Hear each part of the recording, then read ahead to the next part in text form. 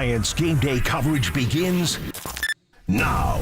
It's the mosaic. So before gloves start popping, diving, he makes the catch, and bats start cracking, it is gone. We bring you the voice of Bay Area baseball for the past 29 years. As I always say, baseball reflects what life is all about. This is Talkin' Baseball with Marty Laurie. That's what we do. We talk ball. On KNBR, the sports leader.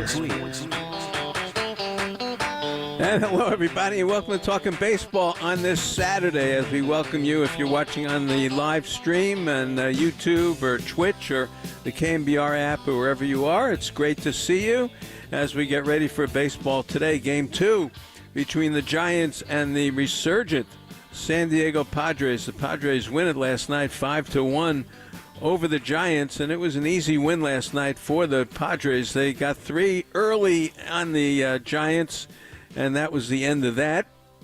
Giants struck back with a home run from Michael Conforto, number 16 from him, but it was a little bit too late, too little, and the Padres cruised into a 5-1 win last night over the Giants. Well, you know, I always talk about the mosaic, and you never know where a baseball season is going to go. I do these shows. This is year 29, and we stand there in Scottsdale or Phoenix or wherever spring training was for me in those days, and whether it was with Bill King or Lon Simmons or John Miller or Greg Papa, whoever it was, Ken Korak, and all the writers, and Susan, who's going to be with us today, and Andy Baggerly, and Brian Murphy when he did it. You never knew.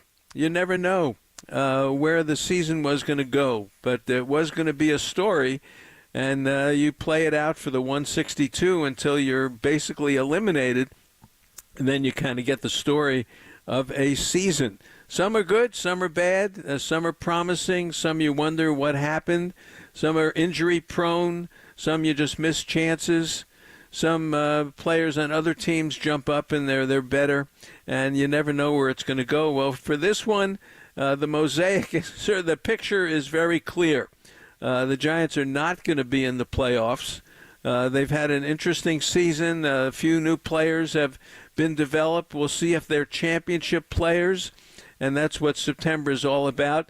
You don't fall in love with players. I've said that forever in September because you don't know who you're playing against. You don't know what the motivation is of the other players. Many are getting their golf game together, and you can't take a performance too seriously, but you want to see things. You want to see things in a player that you feel that player can be a championship player.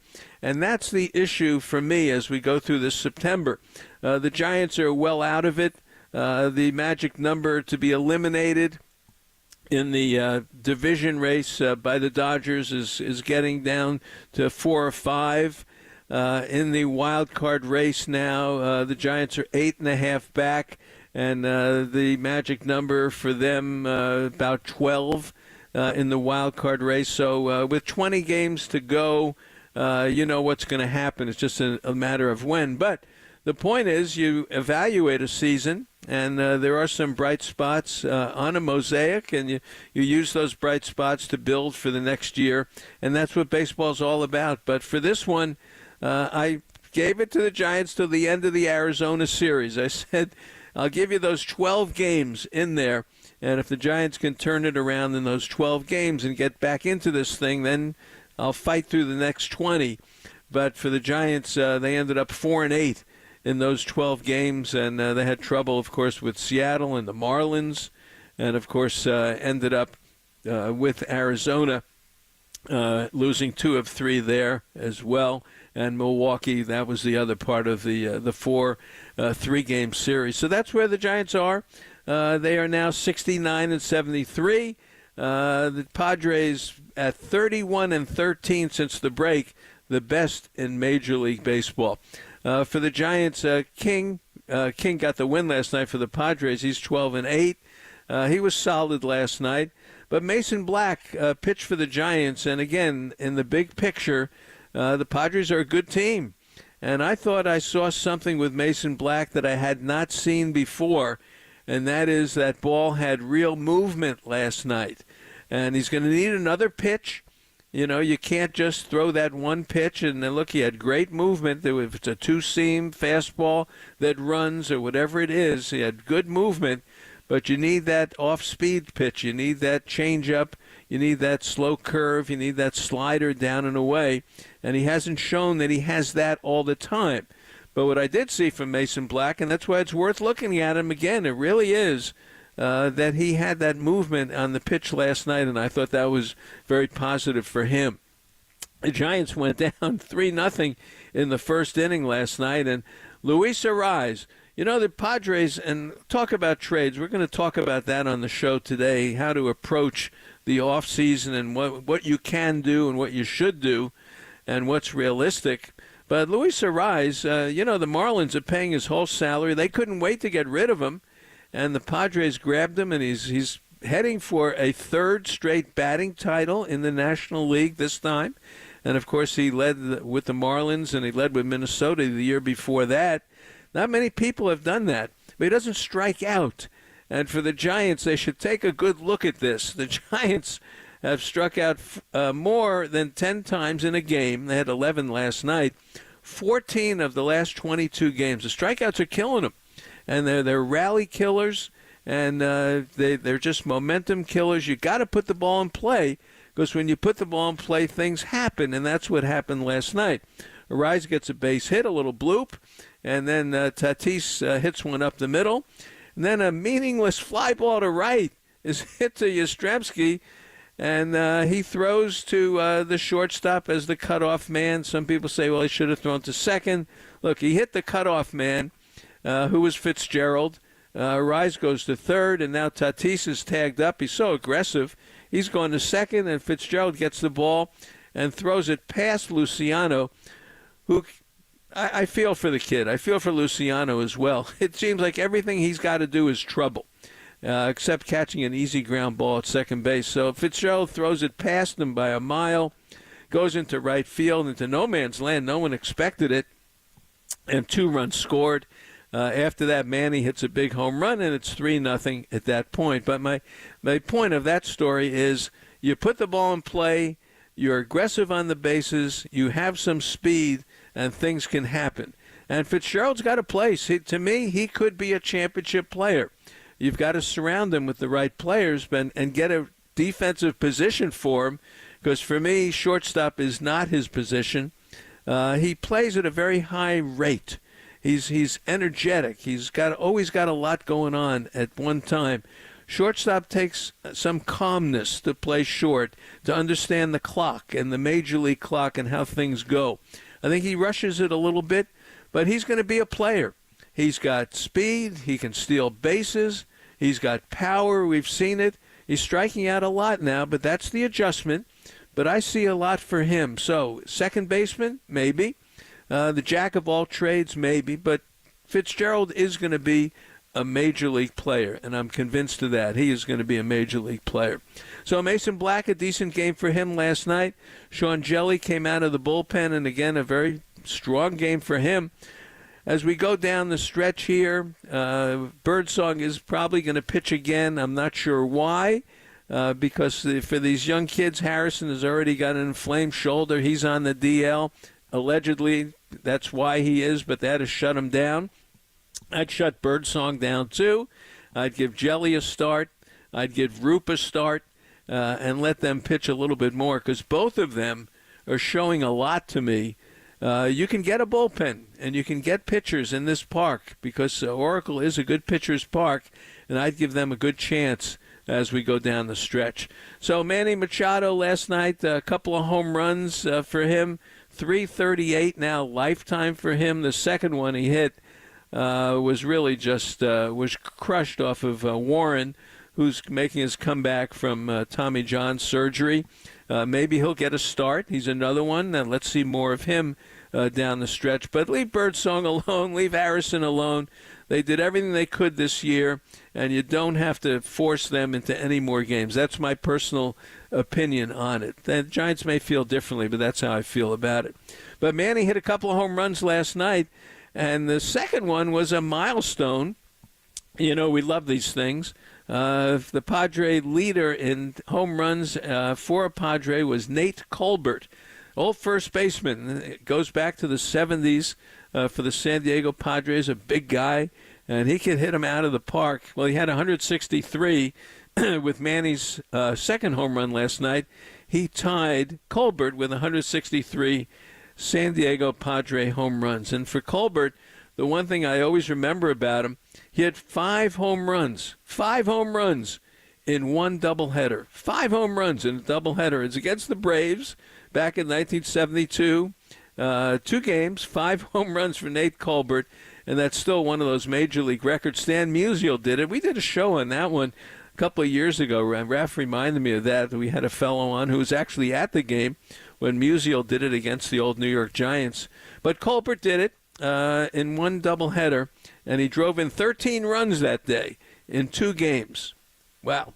So Manny tied him last night, so that was the story there. Arise, as I said, doesn't strike out. He's now gone 105 at-bats without striking out. Jeff Keppinger, remember him? He was on the Giants for some period of time. Did it at 107 at-bats, and that's one of the numbers that people have been throwing around recently. But Arise, 105 at-bats now without a strikeout. So that was a game last night. Giants bullpen was decent. Padre bullpen was excellent, and the Padres get the win. They're now 4 behind the Dodgers. Dodgers lost to Cleveland last night. By the way, Alex Cobb for Cleveland now is a blister, so he can't pitch. So he's going to be on the IL for a little bit. That's too bad for Cleveland. They play the Dodgers again today. The Dodgers are in desperate need of a pitcher. But Ohtani, home run number 45 for him with his 46 stolen bases. But the Dodgers lost it last night 3-1. To Cleveland, and Teoscar Hernandez, that may be a bigger loss, got hit on the foot, and he's out, and they said maybe a DL stint coming for him. Wow. And it's funny because his position came up last night in the batting order in the 8th inning. Dodgers had bases loaded, down 3-1, that vaunted Cleveland bullpen in there, and Chris Taylor is now in the 4 spot for Hernandez because he's been hit and he's out of the game, and he grounds into an easy double play. That's the end of the inning, and Dodgers don't score, and they end up getting beat. Clase comes in and just finishes the job in the 9th inning. They lost 3-1. Padres won here.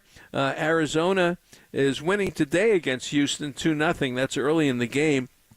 Last night they got beat by Valdez. Framber Valdez, 7 innings, a 2-hit ball for Houston. Valdez almost pitched a no-hitter in his last game.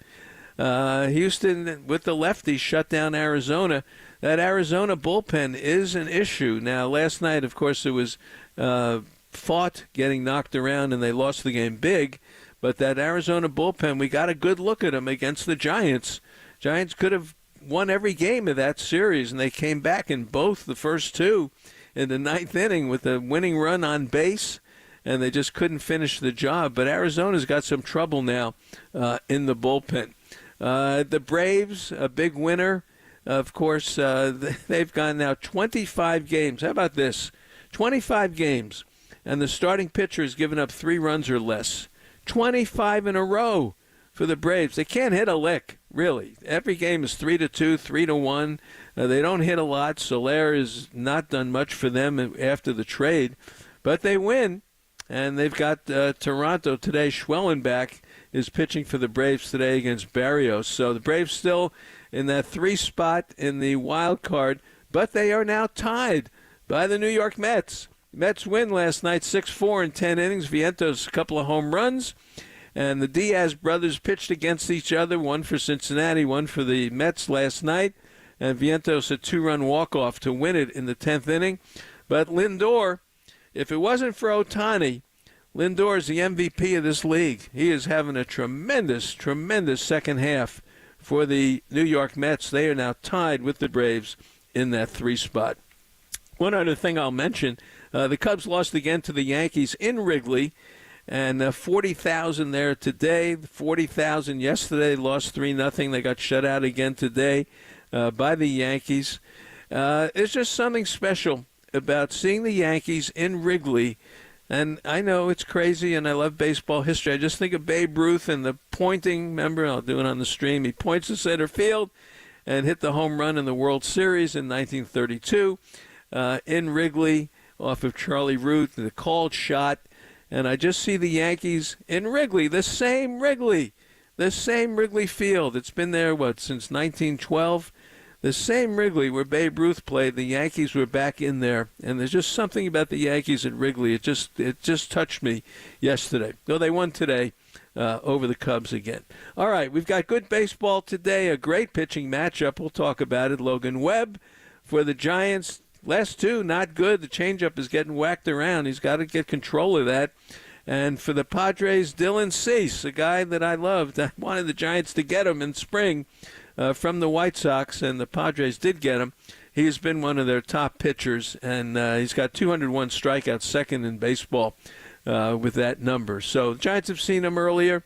Padres saw Webb earlier, and it's a good pitching matchup of two very, very, very strong pitchers. So we'll see how this one turns out today. All right, it's Saturday baseball. A lot to do today. Susan Slusser next right here on the Sports Leader. Talking baseball with Marty Lurie on KNBR 104.5 and 680, the Sports Leader.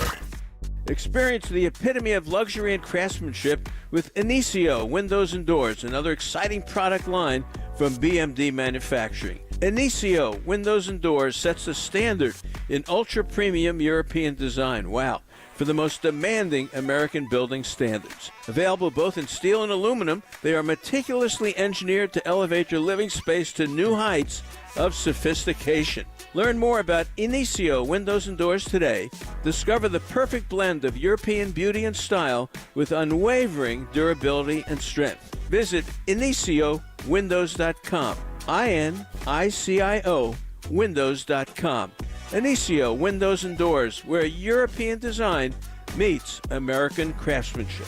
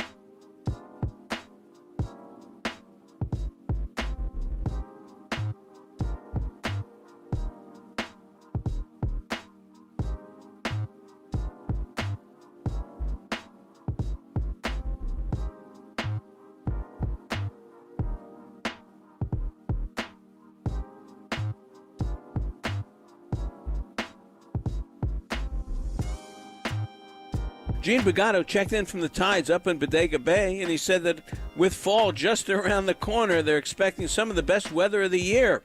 Down at the Tides Wharf, there's something for everyone, from a great waterside restaurant serving the freshest seafood available to a fish market offering a wide selection of delicacies to take home, as well as a gift shop stocked with a fantastic variety of gifts, souvenirs, and clothing items. How about that? And just across Highway 1, there's the Inn at the Tides with its incredible bay views and the recently reopened Bayview Dining Room and its incredible menu that provide guests with a unique dining experience. Wow. So if you're looking to get away this fall for just a day or perhaps a little longer, remember the Tides Wharf and the Inn at the Tides in scenic Bodega Bay. Orange and Black family, the godfather of Giants baseball now continues. This is Talkin' Baseball with Marty Laurie on KNBR, the sports leader. What a pleasure to bring in Susan Slusser, who covers the Giants for the San Francisco Chronicle, as well as other baseball stories. Susan, how are you? I'm great, Marty. How are you? Good, good. A positive moment for the Giants this week, and someone that, of course, you've covered for many years, and I'm just getting to know, and that is Matt Chapman. Got his contract, and it was well-deserved. This was a good market contract. Glad he got it, and he deserved it. Yeah, absolutely. This is the contract everybody thought he was going to get last offseason, and then, of course, the winter went a little wacky with some of the things that with everybody waiting until the last second, and then the deals didn't manifest, and this is what we all expected. So good for him. He kind of proved his worth, and like you said, he bet on himself, and that paid off, which is terrific. He's such a good player. I mean, I think everybody now recognizes that every day, the effort level, the durability, and just the defensive ability, it's so off the charts. He's you go $151 million, but you're getting an everyday player, That's where I would spend my money, where I had a team, an everyday guy. Well, he's a championship player, too, and Dave Fleming said it. He said it publicly. He thinks he's the best third baseman that he's ever seen, and for me, the throws, he just catches everything, but that throw to first is just that laser right at the chest. So I'm glad they got him. He's a championship player, and you hope they could build other people around him. What do you think about Snell, though? Weird kind of start, of course, one inning, and he was all over the place against Arizona. What happens with Blake Snell? What do you think? I think that the Giants probably will try to re-sign him. I certainly hope they try to re-sign him. He tends to be a little bit year on, slightly year off, always finishes strong. He's mostly finished strong with two little blips here lately. But I don't know. I think the one team that could outbid the Giants, should they want to, is Seattle. I think he very much wants to be in the Pacific Northwest, but likes playing in San Francisco, likes playing for Bob Melvin, loves having Matt Chapman behind him, and who wouldn't want to pitch in that ballpark if you're a starting pitcher? So I think the Giants have a lot of pluses that he recognizes, but I think the Giants would be bidding against the Mariners if they have interest. Boy, how many more pitchers do the Mariners need? My God, they have the best pitching in baseball now. That would be interesting if they got this guy. Maybe they could get him to hit. He might be better than some of their options hitting-wise. All right. Well, Julio's starting to hit a little bit, so we'll see. Evaluation is so important this time of year, and you and I have gone through this for so many years together. In September, some good, some bad, but evaluating your team is critical, and this is the issue for the Giants here as we go through the next few weeks. What players do you think are sort of on the bubble of evaluations here for the Giants?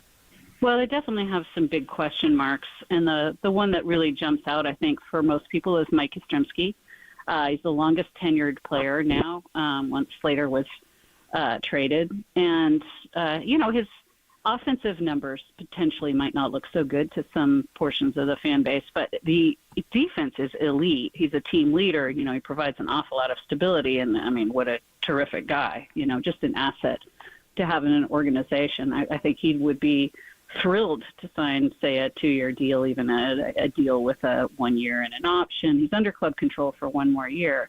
But for me, he's very much that's a question mark, because it's going to be how much and what's his role. If they really see Grant McCray as an everyday outfielder, Jun-Hoo Lee obviously coming back, and what Elliot Ramos has done, how much are you going to pay if you think Mike Yastrzemski's a more of a late innings defense or off the bench kind of guy. And I do think he still could be a everyday player in the big leagues. He really is, to me, an asset. You look at his WAR; it's based on, and it's always good. It's based on that defensive ability. So he, to me, is going to be the biggest question mark, and that will be interesting. Also, given the rest of the roster and what they want to do. Susan, what about Tyler Fitzgerald? And, of course, it was sort of, unfortunately, a highlight spot for him last night with the error. But he is playing a lot of shortstop just about every day. And you guys have talked to Bob Melvin about it. Where does Fitzgerald fit in this month? What are we looking at? Does he have to show something this month? Or does he actually come back as a shortstop next year? Well, I think they want to keep him at shortstop this month, certainly, and see what he's going to do. He's been mostly good there. He's had a couple blips here and there, but no, he's a rookie. And when a team overall isn't playing all that well, and you're a young player, sometimes you're trying even a little harder to do something more. And he knows he's in the spotlight, right? If they go out and get a shortstop or a second baseman, where does he fit into a mix? So I think he'd be fine there. I think the Giants are very happy for the most part with what they've seen of Tyler Fitzgerald at shortstop. But if they go out and get a Ha-Seong Kim or Willie Adames or something, Tyler Fitzgerald also could play second. He could play in the outfield. They know what they have there, and I think they're overall very happy with Tyler Fitzgerald, as they should be. Being part of baseball for so long, and I've been lucky enough to be there with you for a certain number of years, we watched Billy Beane operate. And he would trade. Come on, he traded Tim Hudson. He traded Mark Mulder. You name it, he traded him. And just without doubt, he was going to, redo his ball club. Do we need a little bit of that with Farhan? Well, I think they're in different financial sort of stratospheres.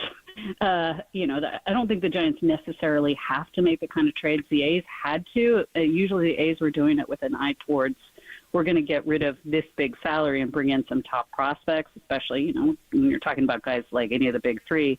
So I definitely don't think the Giants have to do anything like that. But I certainly wouldn't. I would have liked to have seen them do more at the trade deadline, both this year and the previous years. It's a little hard to gauge a second-half run when you don't do anything. When you need a big bat, you trade one of your few big bats and don't get something else really major in return. I love Mark Canha. I think Mark Canha is a very nice piece. But, if you're moving Jorge Soler, to me, you need to bring in a really, really big power bat, and that's what they did not do. That's the sort of thing Billy Beane used to do when the A's were in contention. Jermaine Dye one year, and the numerous other guys that he brought in mid-season. I'd like to see a little bit more of that kind of boldness. But, I don't think they're in the business of moving guys whose contracts are up, and that has not been what they've done typically. Well, it seems to me they're chasing, a very good San Diego team, the Dodgers, of course, and Arizona. We got a good look at Arizona. Arizona's bullpen didn't have a good week, but they're certainly loaded. How do you compete with those three just by sort of adding a piece here and there? Don't you have to really go out and make something happen? Yeah, you do. But it takes two teams to get something done. And look at what they did last offseason. They committed more than $350 million to the payroll. And at the time when it happened, I think almost all of us wrote they could be spending $350+ million here and finish in fourth place, and that looks like exactly what's going to happen. We knew that this was a very strong division. You look at the Dodgers, a lot of it's actually been built from within, some very savvy, obviously, deals, and especially some huge free agent acquisitions. But a lot of it is homegrown. And the Padres have spent a long time trying to put together a team of superstars, and it didn't work every year. They've been adding superstar after superstar for a long time, and it didn't work. So there is not really a tried and true fashion unless it's something like what the Dodgers are doing, and you have a blue chip farm system for a very long time, and then you bring in like the biggest or second biggest free agent every single offseason. That's just not most teams can't do that, and the Giants would have a long way to go to do that. I thought what they did last winter, with the moves they did make were very good ones, but we knew there was no guarantee that they would contend in that division with the firepower that some of the other teams have, and the way Arizona's come on. Arizona is really the interesting one because that's more the model that a team in the Giants' current circumstances maybe could look to. But again, that's homegrown. One of the things I liked about this season is the Giants really have had a lot of young players emerge, and they've been able to kind of figure out who they might be looking at going forward from that young bunch as like a kind of young core. Yeah, that's the issue, is talent evaluation of your own players, which brings me to someone we both know, and I'm going to suggest it again. I think they need a top talent evaluator in baseball, a baseball guy. They've got the analytics covered and all that, and I think they need someone who could be on par with Farhan, who could be another voice of evaluating players and making trades and signing players, and that's Billy Owens of the A's, and he has done it for years, and he's the backbone of all the moves they make, and they retool all the time, and he comes up with gems. He knows the game cold. I think they need Billy Owens to be on a par with Farhan and be the evaluator of talent on this team. That's my suggestion.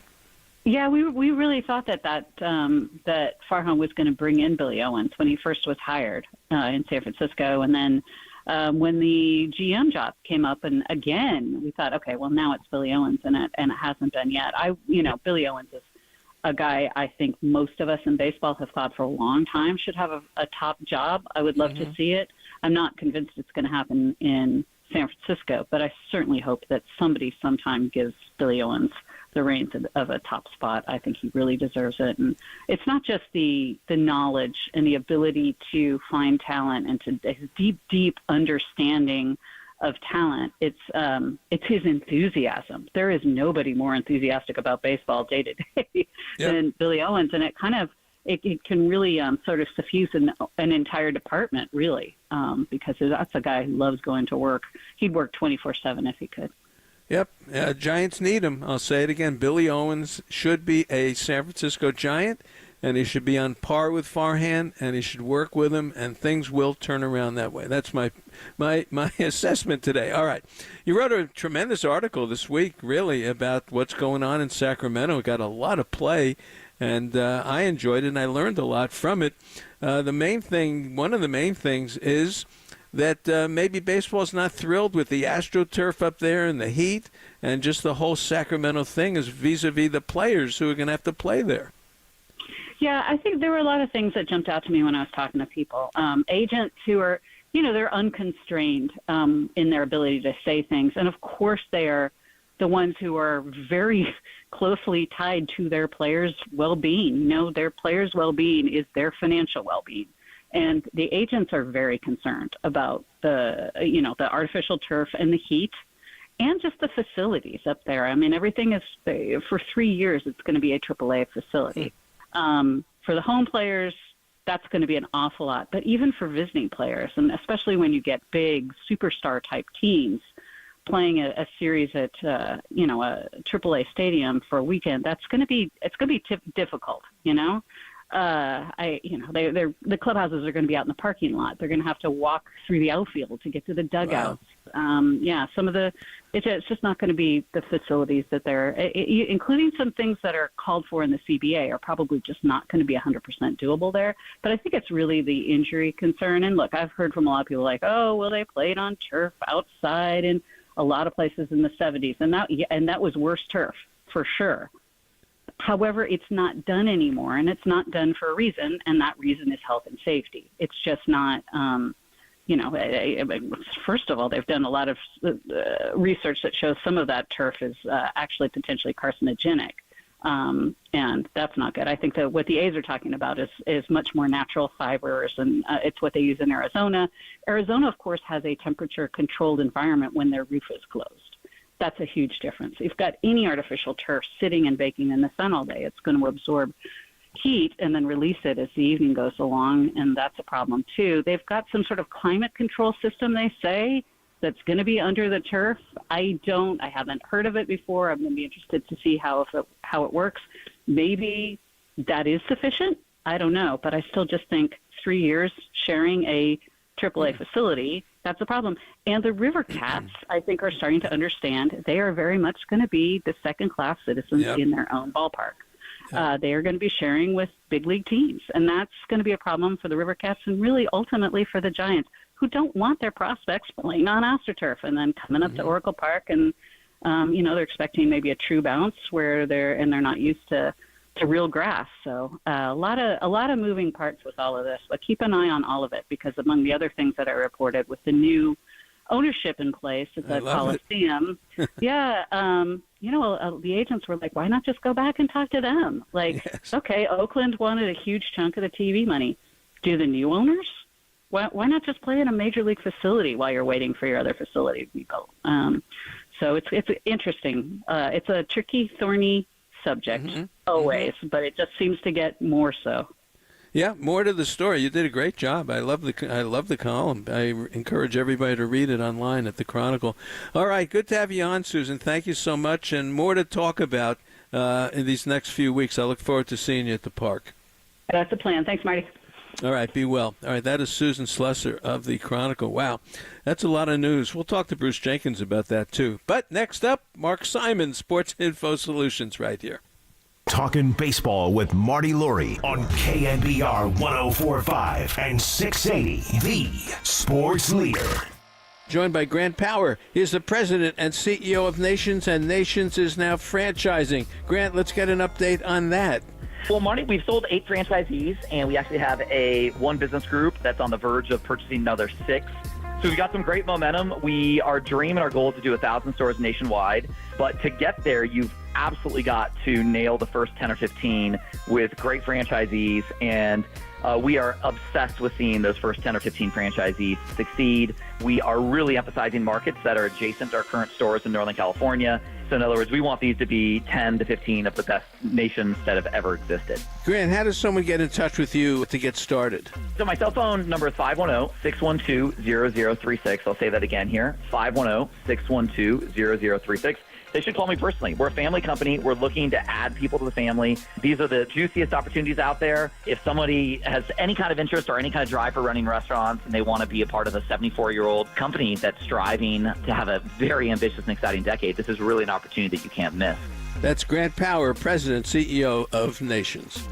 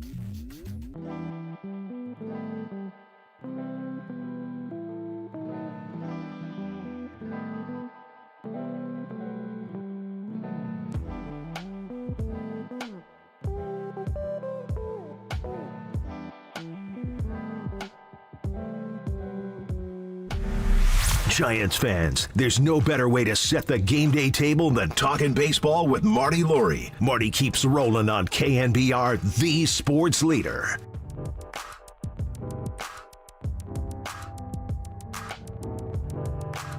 Mark Simon.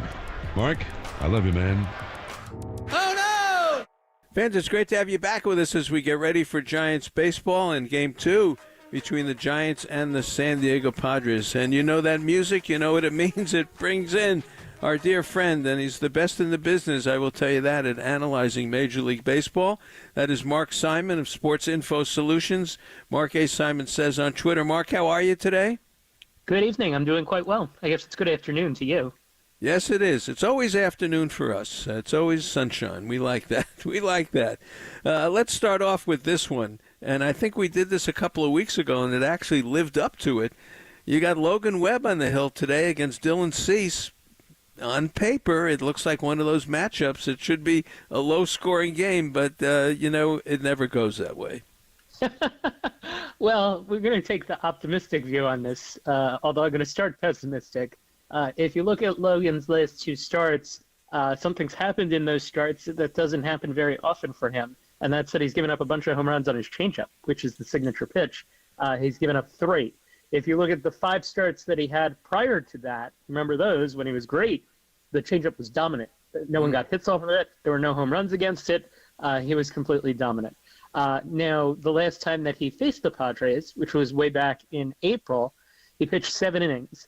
And 18 out of his 21 outs that day were with the changeup. So the changeup is the important pitch to watch, certainly for him, as most days, but today specifically.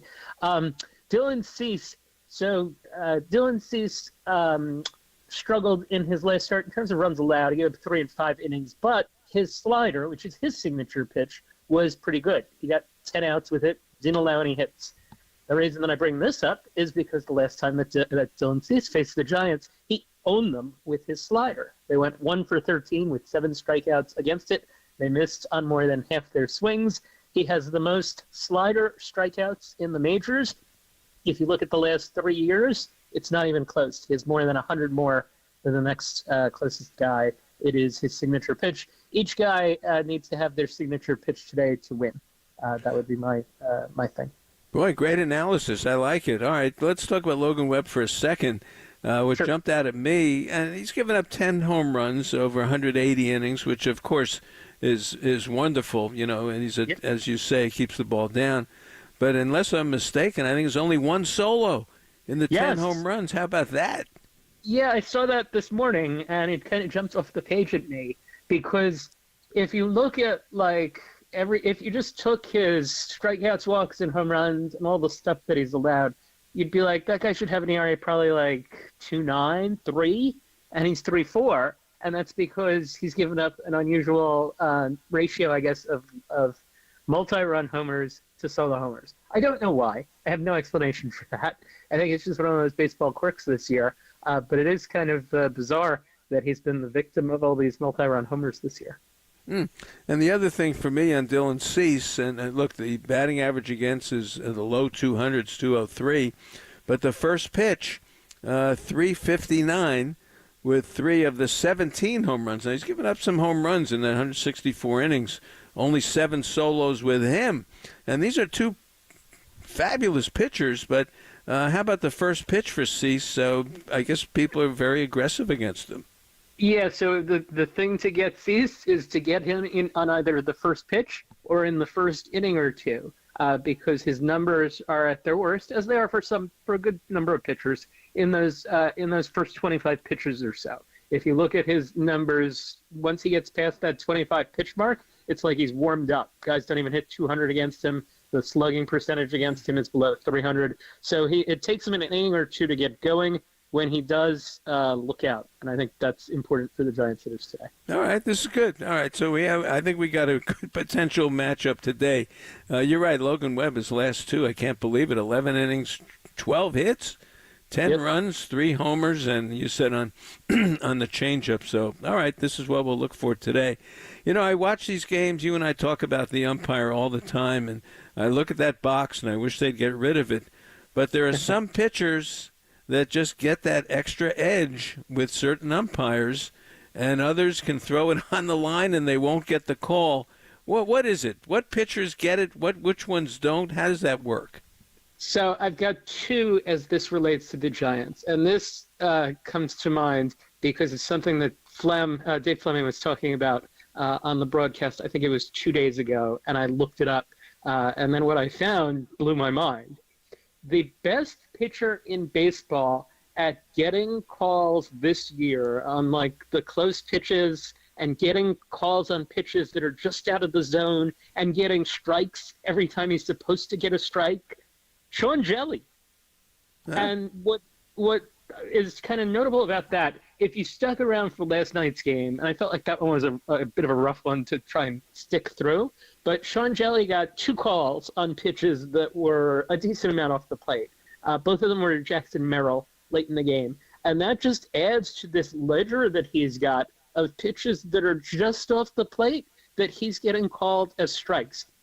So he is the best in baseball if we bring it down to include relievers. And I was like blown away by that. And I'm hoping that Mike Krukow or Sean Estes or Javi Lopez or someone has an explanation for this because I thought it was really interesting. On the other end of the spectrum is Ryan Walker. Ryan Walker is like he's not. It's not like completely the other end of the spectrum, but Ryan Walker tends not to get as many calls as he should. There are a decent number of pitches that are in the zone for him that are called balls, and he's not necessarily getting those really close ones called as strikes. And I just thought that was really interesting. I'm guessing it has something to do with pitch movement and the umpire getting a good look at it. Mm-hmm. But Sean Jelly is one of the best at getting the calls. Ryan Walker is one of the worst. And I want to call this stat like the Glavine or the Kershaw or the Maddox, because those are the guys that like specialize in it. Now Sean Jelly is one of those guys. I'm going to call it the Eric Gregg call. How about that? Sure, I like that. Yeah, so I was just like shocked. I was so surprised by this because I think Dave was talking about which Giants pitchers are getting shafted, and then I did some lookups, and there it was, Sean Jelly, best in baseball. Go figure on that. Well, I think they should give Jelly a start, to tell you the truth. I think his stuff has played well enough this year, but we'll see what they think of over the winter. What did you think of Mason Black last night? Because I bring it up, and he had a rough first inning, and of course the error, put him in trouble right away. Then he gave up the home run to Manny, which was a bomb. But boy, the ball was moving. He had a lot of. He retired 8 or 9 of 10, and. But all on pitches that would look like they were going to come and hit the guy, and they went right back into the strike zone. Yeah, he's got to, I guess, just figure it out at this point. And like the ERA is 7.5. It probably shouldn't be that bad. He's striking out almost a guy an inning. The strikeout to walk is decent. I would be modestly optimistic on him. There was nothing yesterday that was really necessarily poor from a pitch performance perspective. He just gave up the home run to Machado. Otherwise, the slider was pretty decent, and the fastball was good. He certainly threw it for strikes. Yeah, I think this will be good that he gets some looks down the stretch so that the Giants can figure out what they've got in him. Yeah, I like the way the ball moved. And look, the Padres are the best hitting team in baseball, and he definitely neutralized them last night for a while. Let's talk about Arizona. We got a good look at them this week, and of course last weekend with the Dodgers, they got walloped. Their bullpen, boy, is vulnerable, and the Giants came back in 2 of the 3 games, and could have won the two of the 3 with with the Diamondback bullpen really falling apart. They're also very vulnerable to left-handed pitching. And look at Valdez last night, how he shut the Diamondbacks down. Now, we'll talk about this in a second, but there's a real race going on in the National League for these 3 wild card spots. And I'm not so sure the Diamondbacks are a lock right now to hold on to their spot. Yeah, I'm not sure which way that's going to go at this point. I think that it's fair to say that because I think that the Braves are stronger than them. Atlanta's a game and a half behind them, and I think the Braves overall, when healthy, are a stronger team. I think you could make a case that the Mets are stronger than them too. And if that's the case, there's 3 teams for 2 spots, plus the Padres. The Diamondbacks are on the outside looking in. On their plus side, they have been a very good offensive team now for a pretty good stretch, and they do have some of the best numbers in baseball. And Corbin Carroll has found his form to an extent to recover from what was just a dreadful start to the season. Jock's gotten some big hits for them. OPS for him is over 900. If you were going to ask me right now, I would say that the 3 playoff wildcard teams in the National League are, I think you're probably right, that the Diamondbacks are going to get pushed out. But I think they're right there. I don't think they'll be 4 games back. I think they'll be right in the hunt to the very end. Yeah, but the schedule is very interesting the last week for the Diamondbacks, San Diego, Atlanta, and the Mets to see how that thing turns out. The Giants' defense, is it really that bad, or are we just seeing a bad couple of weeks here? Again, you're very pessimistic. This is interesting. They're great at third base. They're very good behind the plate. I know you're a little concerned with Patrick Bailey's throwing. They're good at first base. Lamont is a pretty decent first baseman. They're good in right field with Yaz. Next year, they'll be good in center with Jung-Hoo Lee. If Heliot Ramos plays left field next year, they're all right there. I think your concerns next year would be middle infield, which is going to be Tyler Fitzgerald. How about that? Come on. How about turning a double play? Yes, and that's going to be an issue. And I think one thing that might be priority for Farhan this offseason would be to get a second baseman, and to get a second baseman that was versatile and that was young and that could play. In terms of free agents, the selection's not that great. It's like Gleyber Torres. I don't know that you'd necessarily go there, but I think that would be the optimal thing to go for if you were going to try and make a trade to get someone. Second base would be the position that I think I would look to upgrade, because I think you're going to need to upgrade the middle infield defensively, and you're not going to change the shortstop. Well, what about the shortstop? Do you see Tyler Fitzgerald being the full-time shortstop? Yeah, so I guess that's the question. Like, where does he play if he's not? You want him to say the DH if he's not? Well, he could. I mean, the power and speed are there, but he's going to be one of those play all over the place. They could put him in left field, right? Okay. So if you put him in left field, then I guess Ramos becomes the DH? Well, that depends on who they pick up over the winter. But Fitzgerald, for me, is on the team. And if I had to put him in a defensive position, I'd probably put him at second base. Okay. So then you need a shortstop. Yes, they need a shortstop, and I think that's the bottom line on this thing. So, no, the defense is not that bad, except up the middle, which is the most critical part of the defense. Exactly. You know, you got to turn the double play. You got to make all the plays, and they don't do that. So and you want Willie Adames, right? Well, he hits 3-run homers, but I've never been a big fan. I'll take Kim of San Diego. You want Hot Young Kim? That would be cool. Yeah, that's the guy I want. All right, let's talk about Andrew Bailey, Patrick Bailey for a second. I'm thinking of the pitcher, Patrick Bailey. Look, the guy throws to second base kind of like Thurman Munson. His pop-up time is the best in the history of the world, but when he lets the ball go, it doesn't make it to second base. And plus, he doesn't catch all the pitches. I think he's second in the big leagues in pass balls, and the leader catches a knuckleball. Are we overemphasizing this Patrick Bailey and the hitting? I don't even want to start on that. Where is this guy actually? So I think you may be over-worrying it a little bit. Like, the caught-stealing percentage in this current climate, baseball environment, is good. Yes, he has bounced some throws. Yes, we actually keep track of who bounces the highest percentage of throws, and he's like 10 percentage points above average. But there are good catchers that bounce a lot of throws. Rutschman does it. JT Realmuto does it. There are other catchers. So it's kind of like it's a mix of guys. It doesn't necessarily make you a bad catcher. He's a great pitch framer, and that's, I guess, where this lies. Yes. If the umpires are still calling pitches the next few years, then I think you want Patrick Bailey catching as many pitches as possible, and you'll live with the wild pitches and the pass balls a little bit.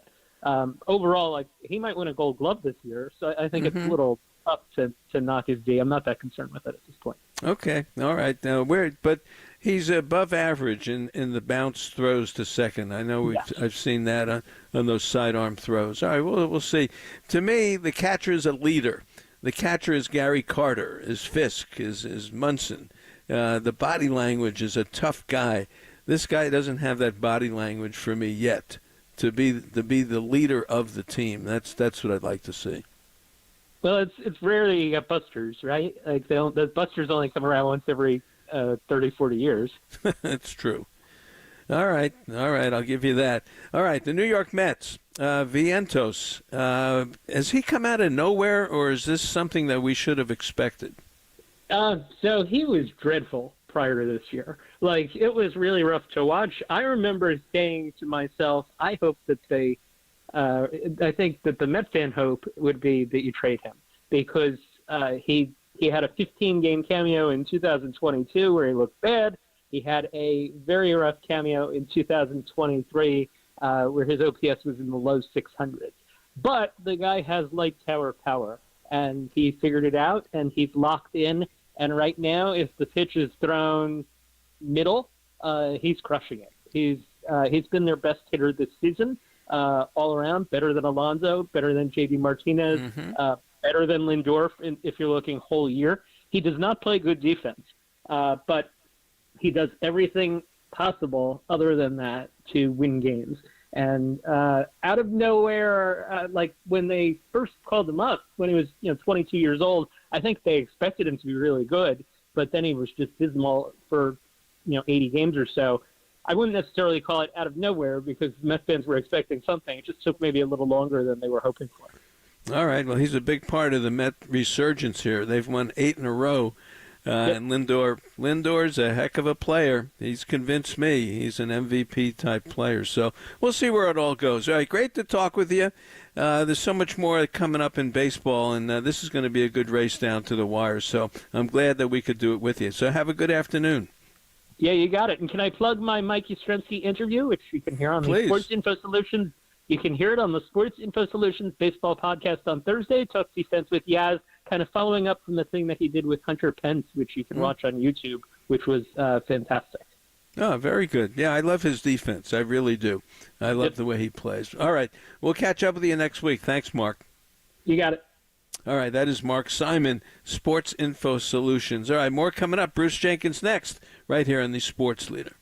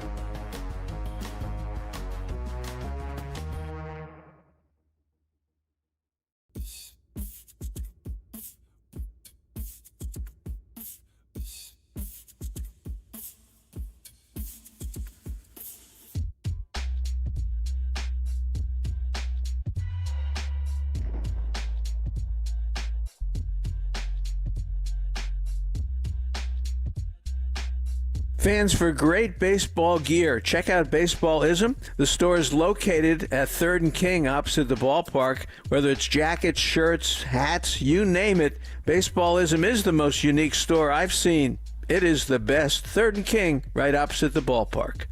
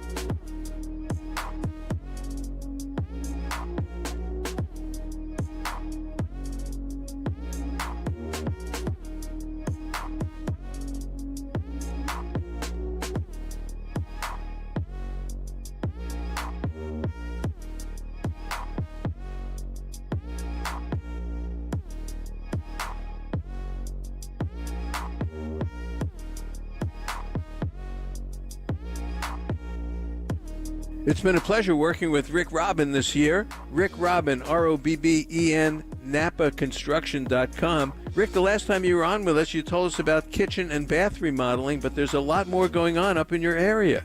Yes, there is. ADUs, auxiliary dwelling units, which are nose to drain units. We can do your existing garage, attached garage, even building a new unit in the back. And so what we do is come out, bring an architect out there. Such a great thing. No sewer hookup fees, no water hookup fees. So that's what we do.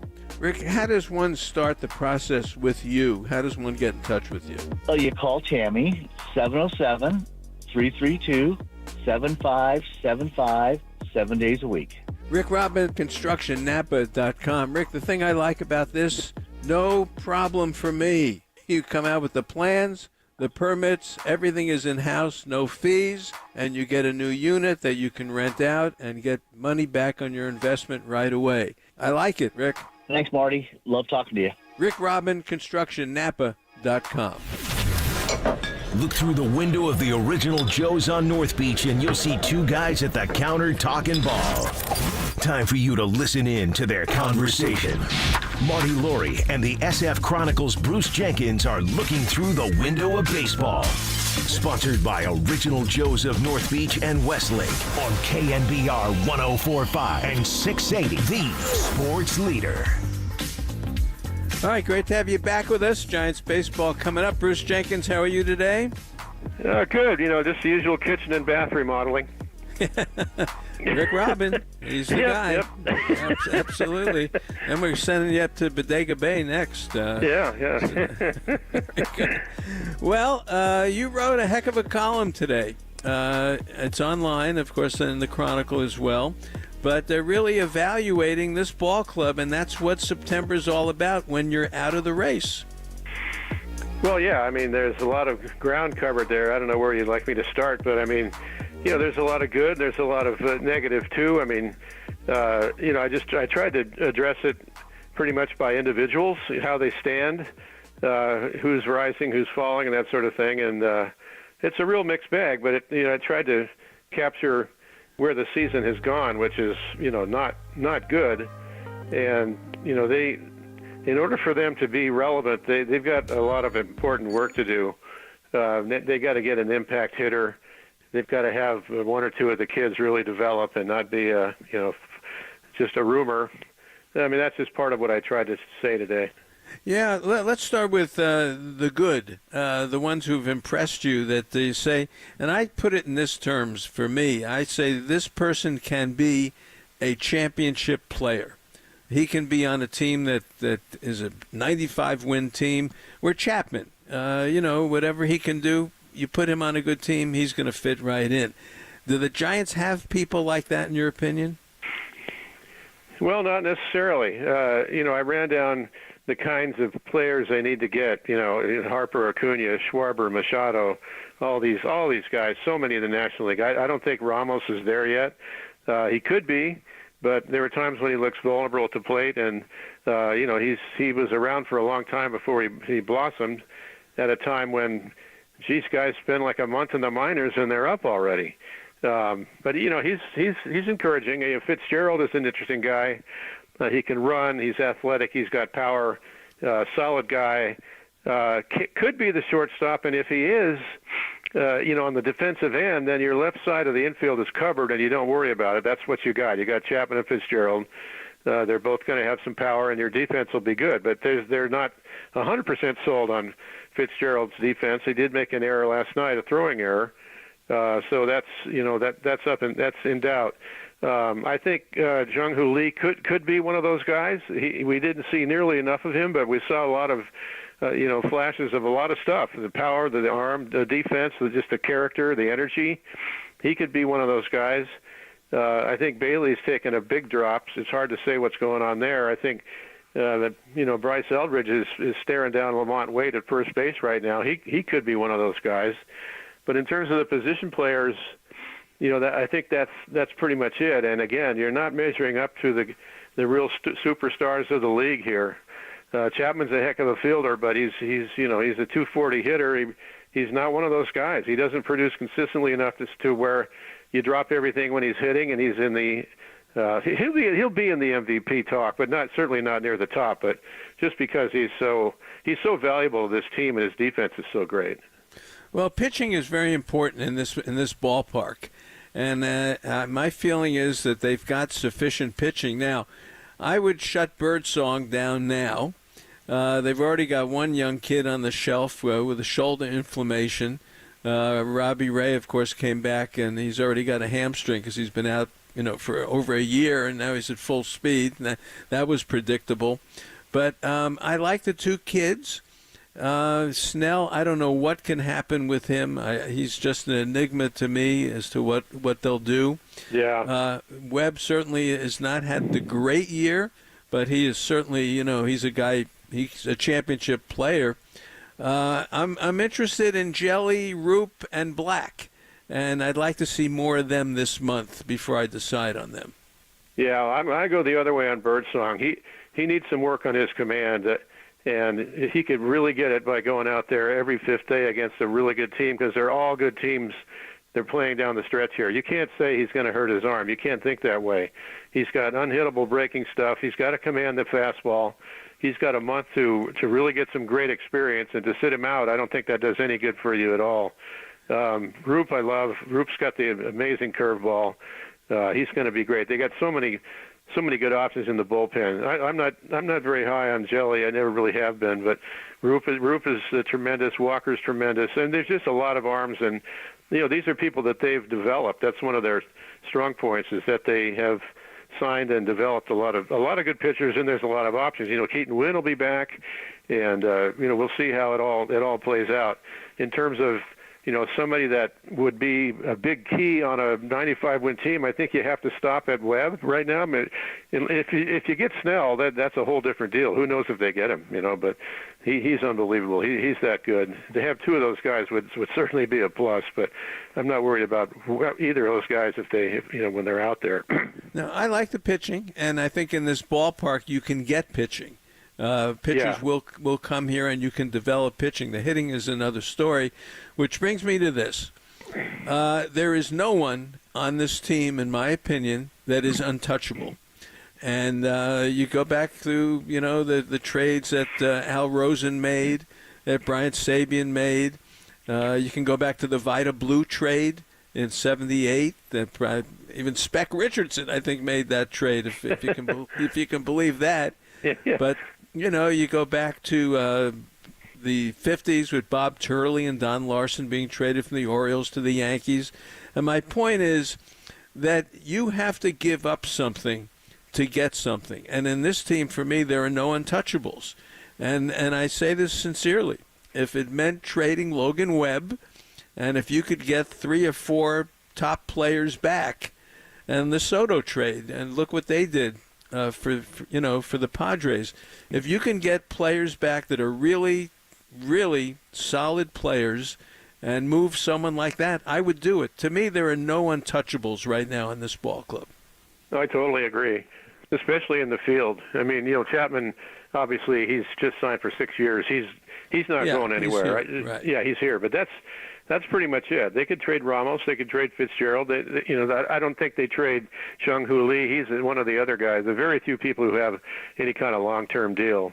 Bailey would be interesting because he's regressing, but he still has a really good reputation. Where that leaves you catching, I don't know, because he's still primarily very good defensively. But no, I totally agree on that. Webb would be tough because you like that anchor. And if you lose Snell, all that talk about this great rotation, it might not really mean anything. But if you do get that many players back, because this is what they need. their pitching is good, but their lineup is just exceedingly boring. Their games are so boring to watch when they're hitting. And time after time after time, then a little burst and then 4 more stinkers. So, yeah, no untouchables. No. I say whatever you can do, you do it, and that you can't just. They got lucky last spring, and these players fell in their lap because of the market and Boris, and no one signed and all that. But you can't count on that again. You've got to make some trades, which brings me to Billy Owens, who works for the A's. And he's been there probably over 20 years. He's from Bellarmine. He's a Bay Area guy. Yeah, good guy. A great athlete. And he is the evaluator for the A's. And he's behind when they have to make evaluations, and they do it constantly in moving players in and out. And then before you know it, they've got another crop of players who can play. And I think he's a great evaluator. And again, I think the Giants need to do something radical. And I would hire him to be the evaluator. And I'd put him on a par with Farhan and give Farhan another voice that's not an analytical voice or a yes man, but someone who really can go out and evaluate players. And I would do that. Would be the second move I'd make this winter. No, that's the first move. No, really, I really like that. Billy Owens, man, he's an extremely knowledgeable guy. And you're right, the A's, they always bounce back with more players. Right now, you can't beat them. They've got one of the better records, in the last month in the bigs. I mean, you hardly hear these guys. They're just raking, and they're seriously raking, like consistently. And good for them in that atmosphere and that climate, the doom and gloom. Billy Owens, he's maybe he's so wedded to the A's and he's meant so much to them, and he's been so valuable. Whether he flips to the other side of the bay, I don't know, but. When they're going to Sacramento, that kind of changes the dynamic even worse than it is right now. So, but short answer, I'd love to have Billy Owens. I think he'd do it in a second, and it can be done. And Susan and I wrote about it. Well, she wrote about it. I talked about it years ago when they had to hire a general manager. But he is the guy. He's the guy who has to go out and evaluate all these players that they bring in, and he can do it, and that's what the Giants need. So, all right, so that's my thought on that. But it's a good article, and it also included players who have left the Giants, and one was interesting, and that's Austin Slater has kind of found a home with Baltimore. Yeah, when he went to Cincinnati, their outfield is a little crowded, and I couldn't see him really starting there, and he wasn't, and he was 2 for 18, and he's just kind of stuck. But the Orioles they're a really bright, winning organization. They really know how to plug guys in, and he got a fresh start there. And he's the same guy. He's still hitting balls to the right side, occasional pull. They can play him in the outfield. He won't hurt you out there. He started several games out there. And best of all, he's back in the thick of things. The Orioles-Yankees thing that's as lively as it gets. So, good for him. I mean, he was. I don't think the Giants should regret letting him go. I think his time here had kind of expired, and he's certainly not the kind of guy that they're looking for to turn this around. That's not. He's a decent hitter, but he's not a difference maker. So, but good for him because he fits in there. They got all kinds of talent around it. It's the anti-Giants. I mean, Rutschman and Gunnar Henderson and the kid Holiday, and they're just loaded with talent. And he can just kind of blend in without having to expect too much expected of him. Yeah, Corbin Burns is going to be a big part of the Orioles in the playoffs. These playoffs are going to be interesting, and we could talk tomorrow a little bit more about it. But Arizona's no lock. The Mets have won 8 in a row, and they're nothing with the Reds today. Atlanta, my God, 25 games in a row. The starting pitcher 3 runs or less. How about that? And they're winning. San Diego looks very solid. And they're having fun, and Manny's really having fun. And then you get Arizona and a bullpen that can't get anybody out. Yeah, they're a little bit up against it. I mean, you've been watching the Giants as they try to climb back in the wild card race against primarily the Braves and the Mets, and those teams just aren't losing. Do they ever lose? I don't think so. No, they win. The Mets have won 8 in a row. Yeah, I told you last week they were my team to watch, and they haven't lost since. But I mean, and the spirit around those teams is so good. I think they've got something going too. I mean, they went weeks without losing a series to anyone, and their rotation's coming around again. The bullpen is a bit of a question, but they're not going to fall out of it. But actually they could. I mean, they could theoretically fall out of it. Well, there's only 3 spots here for 4 exactly. teams. Right now they're not.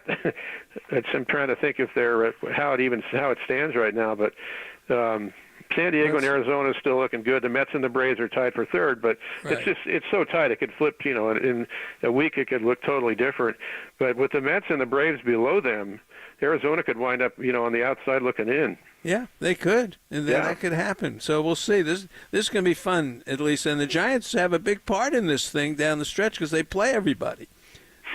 They do play everybody. Every game they have from here on out is against a very good team. Yeah, so this is a good test for the players, and it's a good, they don't quit. And let's see who stands up. I think it's a good evaluation time. No question. And, not for me, not just Birdsong, but for Matos and Luciano. I mean, every time I see Conforto or even Yaz out there, it's depressing to me because, they're good players, but that's not what this is about now. They need to find out about these guys. There's just so much doubt. Even after all these years, there's still a ton of doubt about Luciano and Matos. Are they really what they looked like? And if you play somebody for a month, just forget about it. You're in there, then you can find out some things, especially against this caliber of competition. Yeah, and this is the time to do it.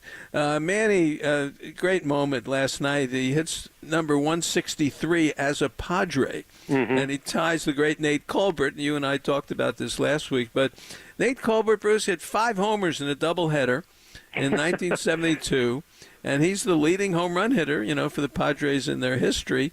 And he drove in 13 runs in 2 games against the Braves that day in 1972 with 5 home runs. And Manny has finally tied the great Nate Colbert. How about that? Yeah. I would say the great Manny Machado. I don't know about the great Nate Colbert, but he does. He's a name that Padre fans will never, you can't shake that name because of those loud noises he made occasionally. He's a big guy, big home run hitter, but I like seeing Machado up there at the top of that ahead of Nate. The other thing I talked about earlier that I want to mention was Wrigley. Watching the Yankees in Wrigley. For some reason, I don't know why, but it touched me to see the Yankees at Wrigley Field. I maybe think of Babe Ruth. I mean, this is the same Wrigley Field where Babe Ruth stood there and pointed.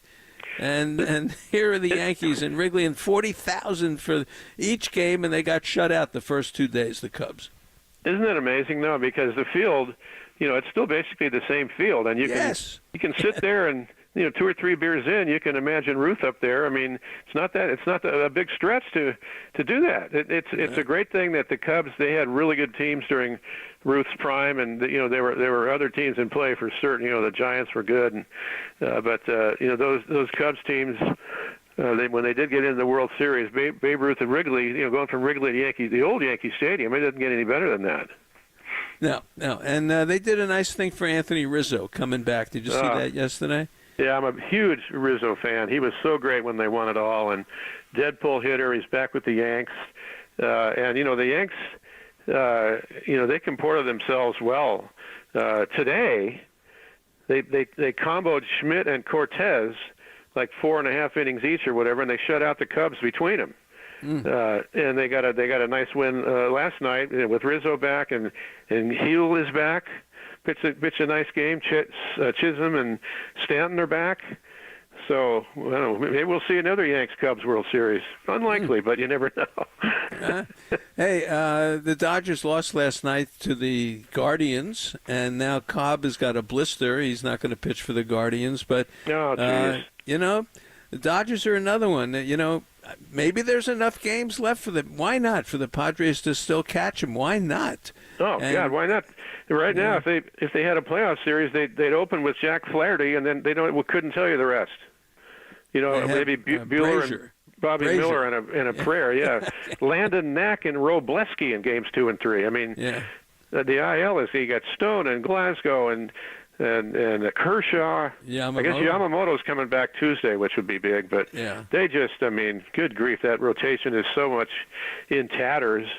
And Teoscar Hernandez got a particularly bad foot injury that might cut him out for a while. He's been invaluable, but of course Ohtani, good grief, he hits number 45 now. But yeah, the Dodger pitching it really is a shambles. There's no getting around it. Yeah, boy, good stuff. Good stuff. One historical note today, one, a birthday. And it made me think of it because we're talking about evaluation and all this kind of stuff, and you wrote that long story today about evaluating just about every player in the Giants. Joe Rudi, it's his birthday today, and a good age for him, 78. But Joe Rudi, that, to me, is a championship player. That's what I'm looking for, that kind of player. Oh, my goodness, yes. What a player. Always a good hitter. Kid out of Modesto, went to high school there. He even played in Modesto when the A's had a team there. As he came up, he's playing at home. But you know, when they carved out those 3 World Series titles in a row, he was so invaluable. One of the better defensive left fielders and all around left fielders. The first year they won it, he made a catch against the wall in Cincinnati against Dennis Menke. It was a 2-1 game that they won. He hit a homer. His homer was the deciding run, but he saves the game with this fantastic catch pinned up against the wall, a leaping backhand on Dennis Menke that if he doesn't get it, the Reds tie the game, and who knows what happens. And the other one, now you go to 74, the third title, when they win the whole thing in Oakland in Game 5 against the Dodgers. Mike Marshall's out there for the Dodgers, one of the all-time arrogant pitchers who ever lived, and he just thought he was untouchable, and he was for a while. There's this, all of a sudden, late in the game, there's this big commotion in left field. People were throwing everything they could find at Billy Buckner, and it looks like a junkyard out there. So there's this long delay while they clean it up, and Rudy's thinking he's due up against Mike Marshall, and he's thinking, you know, and Marshall's he's not even warming up. He goes, I'm just going to, just let me know when to pitch. He didn't throw any warm-ups. He just said, I'm ready to go. And Rudy goes, you know what? I don't know if he's going to start me with a screwball. I think he might just try to sneak a fastball in on me on the hands and maybe surprise me there. But he was totally waiting for it, homered, and that basically just iced it. You know, next thing you know, it's confetti and champagne. Wow. That, to me, that's the guy. That's a major league player that you could rely on. That's the one. If you want to look at evaluations, take a look at Joe Rudi. That's the guy I'd like to see, the kind of player that I'd like to see the Giants get. And they've had him in the past, and they won 3 World Series with guys like Joe Rudi. So That's where we got to go. All right, we'll catch up on Mark Whitten. He had a great day on today's date tomorrow, but lot to talk about tomorrow. Susan's article as well in the Coliseum in new hands. That may have something to say about the Bay Area baseball. So we'll talk in the morning. Sounds good. Talk to you then, Marty. Thanks, Bruce. Thank you so much. All right, Paul White next, right here on the Sports Leader. Talking baseball with Marty Lurie on KNBR 104.5 and 680, the Sports Leader. Just a quick note about the rooftop restaurant at the Via Hotel, the Hotel Via across the street from the park. They do a wide variety of events on the rooftop, from weddings and birthdays to corporate retreats and special events, holiday events, and any other special occasion you can think of. With stunning 360 views of the skyline, Bay Bridge, East Bay, and of course Oracle Park, the rooftop at Via is truly one of the most unique event venues in San Francisco.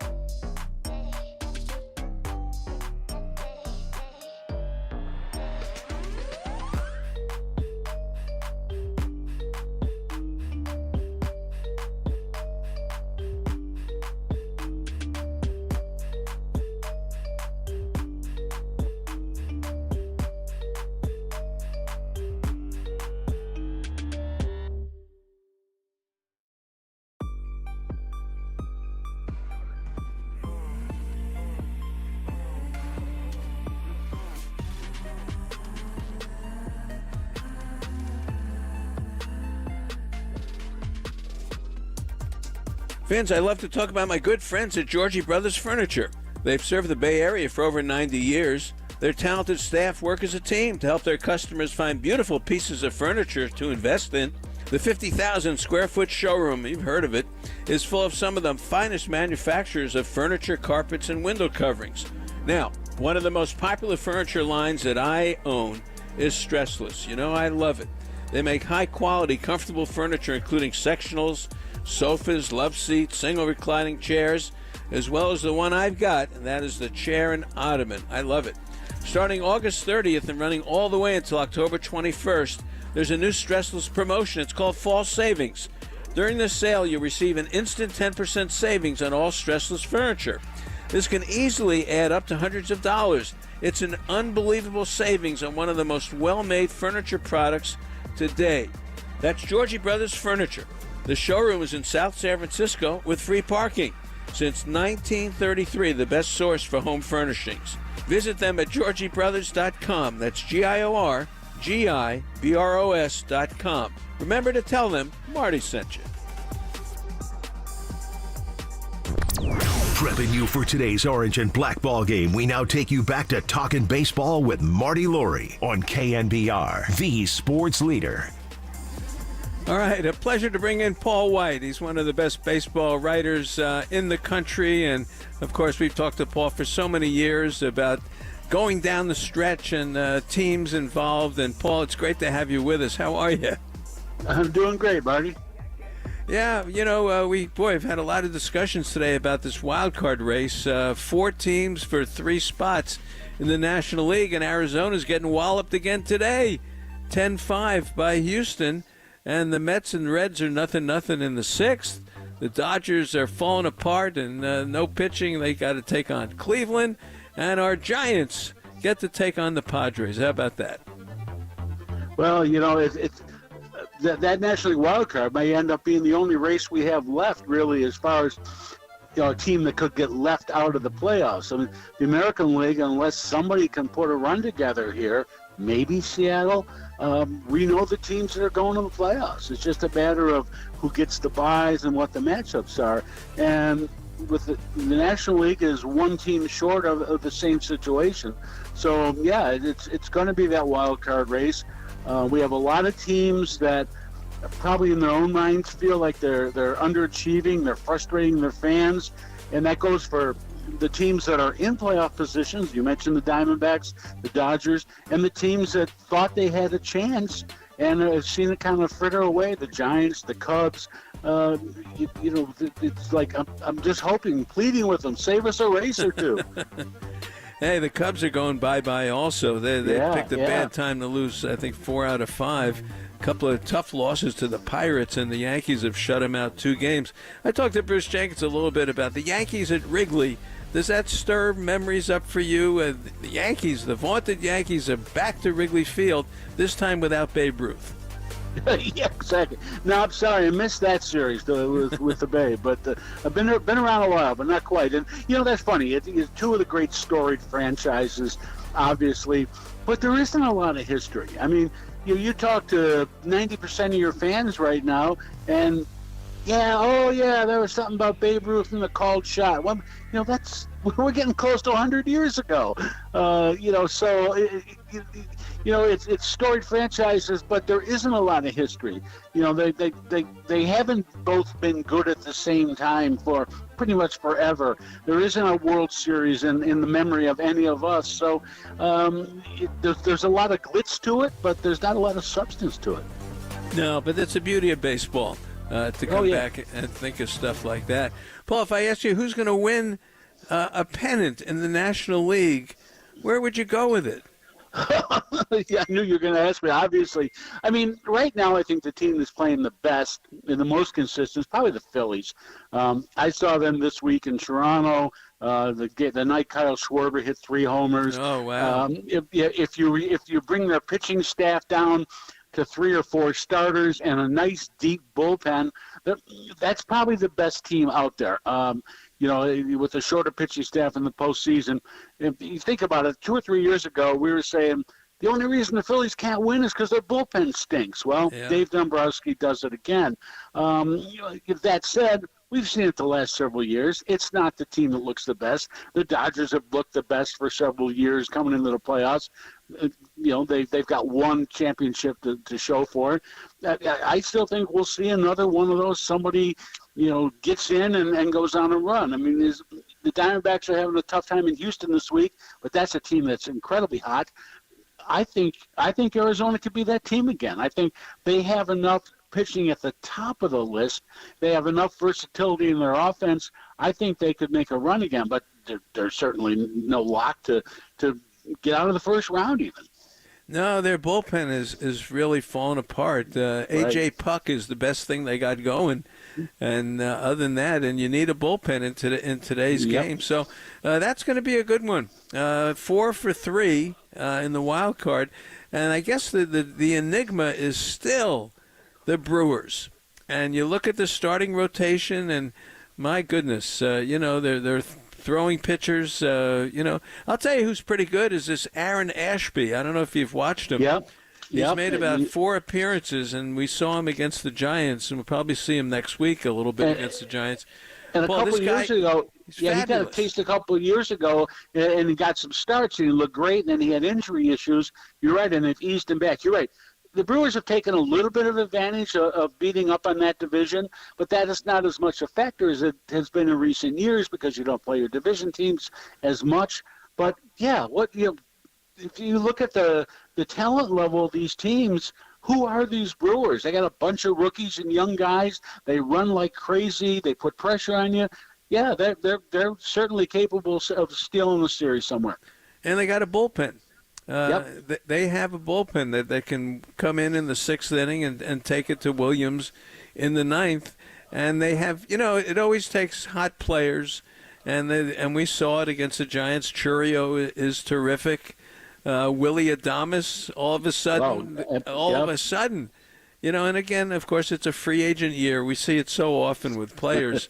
But he's hit, 13 3-run homers this year. I think he's tied Ken Griffey, right? Ken Griffey. Yep, he has, and they might have the best Contreras in the league. Boy, the catcher. That's true. Yeah, that's funny. He's as good as his big brother. Yeah. Yeah. He had one at bat against the Giants. I think he had like a 15-pitch at bat. He's pretty good. We're going to see the Brewers next week. We'll get another look at them. But good stuff there.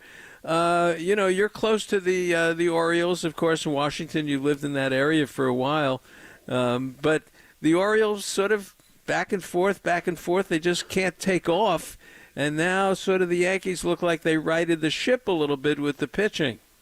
Yeah, they brought 2 guys off the disabled list in the last 2 days, and neither one gave up a run. Luis Gil, who was a really good pitcher, and could very well have been the Rookie of the Year if he had pitched the whole season. I think he still gets some votes. And Clark Schmidt came off today. Suddenly their pitching depth gets a lot better. They have the same issue the Diamondbacks have in the bullpen. Holmes, their closer, has kind of lost the job, and Aaron Boone says it's a committee now. They've got to figure that out because they're going to score a lot of runs, and their starting pitching with Garrett Cole at the top is going to be really, really good. I think they're as good as anybody going into the postseason in the American League. Houston's on a run right now, too. They could be really interesting. As I said, I don't see who can jump in there unless maybe Seattle with that pitching can go on a run. They've actually started to score a few runs recently. That's a scary team. If they get in, they can pitch their way through the whole thing. But I don't know if they can get in. Well, we've seen them, and they can't hit. They can. Right. I'm sorry, they cannot hit. And they could have 4 Hall of Famers pitching, but but they have scored in the last week to 10 days now. Can they sustain it? Who knows? Yeah. Yes, they have. Someone woke up Julio and Rosarena and Cal Raleigh in that crowd. But boy, this is going to be fun. This is going to be some month. We love baseball for that reason. There's always going to be a surprise. Believe me. Something will happen over these next 3 weeks. All right, great having you on. This is a pleasure. So we'll catch up to you at the end of the year. All right, thanks, Paul. Okay, sounds great, buddy. All right, that is Paul White. Always a lot of fun having him on. All right, next up, Craig Elston, and he's one of the radio hosts for the San Diego Padres down there in San Diego. And we've had Craig on many, many times, and he really really will help us break down the Padre-Giant game for tonight. Coming up. Talking baseball with Marty Laurie on KNBR 104.5 and 680, the sports leader.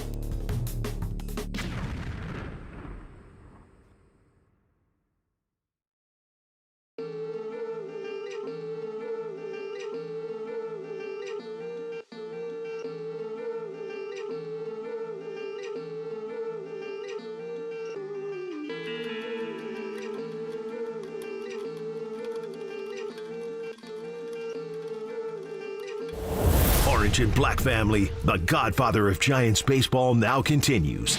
This is Talkin' Baseball with Marty Laurie on KNBR, the sports leader. Fans, it's great to have you back with us as we get ready for Giants baseball here. Game 2 between the Giants and the San Diego Padres. It is a good matchup. Logan Webb on the hill against Dylan Cease for the Padres today. We're joined by Craig Elston. Craig has been with us so many times over the years. It's a pleasure to have him. Of course, he's the co-host of Padres Hot Tub. He's on 97.3 The Fan in San Diego doing the 10 to 2 show now. Very good. And, of course, you can follow him on Twitter at 619 Sports. Craig, how are you? Oh, great, Marty. It's been so long since the Padres and Giants tangled.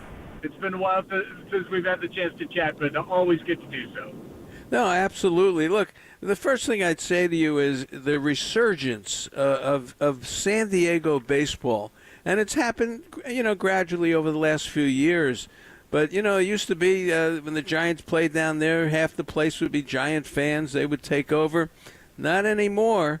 there's a real difference now with San Diego Padre baseball in San Diego. How did it sort of happen? I think it's very, very direct.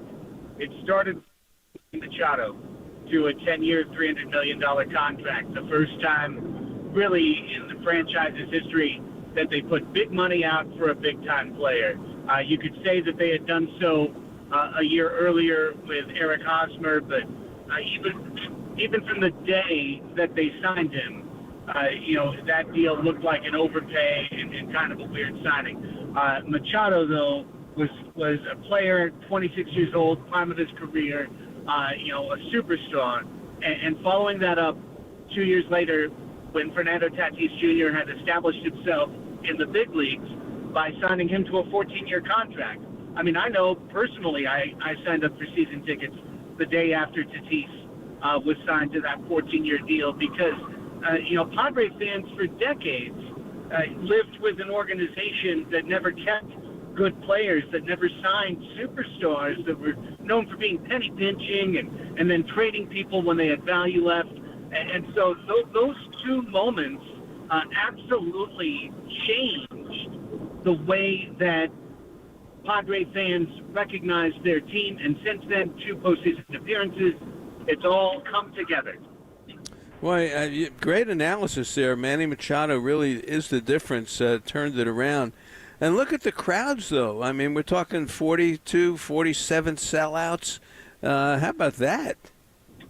Yeah, and it's because of a confluence of factors. You cannot leave out the fact that the San Diego Chargers left, and became a team in Los Angeles. And this was a 2 Major League sports town where the NFL team dominated. They left. There was a vacuum, and the Padres were really smart. They signed players to big contracts. They changed their color scheme. They got really smart in the way that they utilized their ballpark as a resource. If you go there, it's really a party. It's high energy. There's a lot of great things to eat. There's a lot of great things to drink, a lot of great things to see. So all of it's come together. And honestly, Marty, I think it's an incredible message, one that has not been heard or listened to in Major League Baseball largely, which is that if you really invest in your product, if you put your money where your mouth is, you don't just give us, 4 bobbleheads and marketing slogans, but you give us star players, long-term deals, invest in the ballpark, invest in the team, your fan base will invest back in you. That was the bet that the Padres made. It's been realized, and now you've got a situation where the Padres, are right there. In terms of selling to capacity, they've been right at the top of the league. Wow. Boy, how about the irony of baseball? Bob Melvin is in town with the Giants, and now he's watching San Diego once again do what they did when he was there. Unfortunately, they got beat by the Phillies in the Harper home run, which knocked him out. But here's Bob Melvin. There's Mike Schilt in the other dugout, and Bob Melvin's got to watch that resurgence continue. How about the irony of that? Last year, and it was well reported down here in San Diego, Kevin Acey in the Egypt Tribune, Dennis Lynn in the Athletic, put a lot of reporting legwork in. There was a major disconnect between A.J. Preller, the Padres front office, and Bob Melvin. And that extended to a number of things, including the way the team communicated pregame, interaction between the analytics and the coaching staff, or the analytics and the front office. There were, severe player disconnects. Matt Carpenter sat on the team bench for 5 weeks getting like 1 at bat. And it was a situation where Preller refused to take him off the roster and Melvin refused to play him. So there were all of these moments that happened last year that led to a disconnect.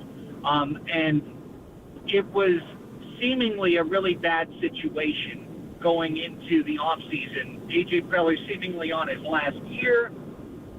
And Mike Schilt, a guy who had been in the organization for 2 years, but the way he left after winning in St. Louis, there's a lot of mystery around that. It really felt like Schilt signed to a 2-year contract, was pretty much on a 1-year deal himself. And so with all of that as a backdrop, and not to disparage Bob Melvin, Mike Schilt has been a revelation for this team. The way he has worked from day one to change the clubhouse culture, and I mean change it.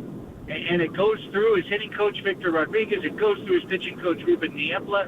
It's a different culture now. The 2023 team was horrible with runners in scoring position, horrible communicating, horrible in one-run games, horrible in extra inning games. And I think the Giants are experiencing some measure of that this year as well. This Padres team, if you watch close, you'll see it even tonight. You know, a player will strike out, and on his way back to the dugout, he's talking to the next player coming up, telling them what they saw, giving them a scouting report, giving them a tip.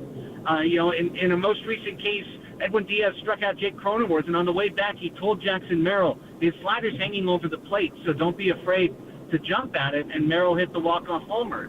Like, there's all of these moments of togetherness, of the team sacrificing, using the middle of the field, giving up fly balls for line drives. The results are the team leads the league in batting average. They have the fewest strikeouts in big league baseball. Their pitching staff is top 3 in strikeouts, so it's more balls put in play. It's more chances to pressure the defense. They run aggressively and smart on the base paths. All of this stems from things that Schilt instilled back in February 15th on the first day of spring training and has continued to preach from day one. I think Pat Murphy's going to win National League Manager of the Year, but in my mind, Mike Schilt is the Manager of the Year. Well, great report. Craig Elston with us, of course, Padres Hot Tub, 97.3 The Fan, and Craig has got the show from 10 to 2 with a co-host.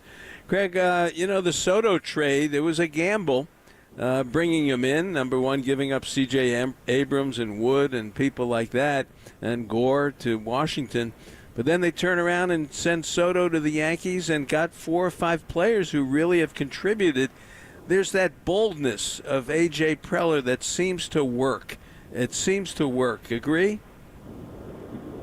It's been his best year by any measure and by a wide measure as well. And you absolutely have to start with the Soto trade.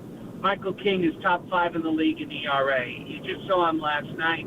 He's the kind of pitcher you want in a playoff game. Kyle Higashioka has 16 homers. He's stabilized the position of catcher for the Padres. He's playing at the best level of his career. Randy Vasquez, it can't be minimized, the 100 or so innings, even though, sometimes he got hit around, sometimes he didn't. But he gave this team the innings that it absolutely needed. And Drew Thorpe was a big part of what made the Dylan Cease trade possible. That's given you Cease, who's got 200 strikeouts and goes tonight. Go beyond that. The Cease trade itself, to do that before the season and get 2 years of him. The Arise trade completely changed this team because Arise is such a unique player, but his line drive style fit with what the coaching staff was trying to do. Putting him at the top of the order, he has just created an atmosphere that everyone else follows, and it's amazing to watch. And they got the Marlins to pay for his entire contract this year. And then, of course, the deals at the deadline were all home runs, all 100% home runs. Adam and Scott make this the best bullpen in baseball. Hoeing that they got from the Marlins has been amazing. And Martin Perez came in and stabilized a 5th spot in the rotation that was pitching to about a 7.5 ERA. The Padres have only lost once when he has started, and that's when Suarez gave up a grand slam with 2 outs, 2 strikes in the 9th. So it's really been all around.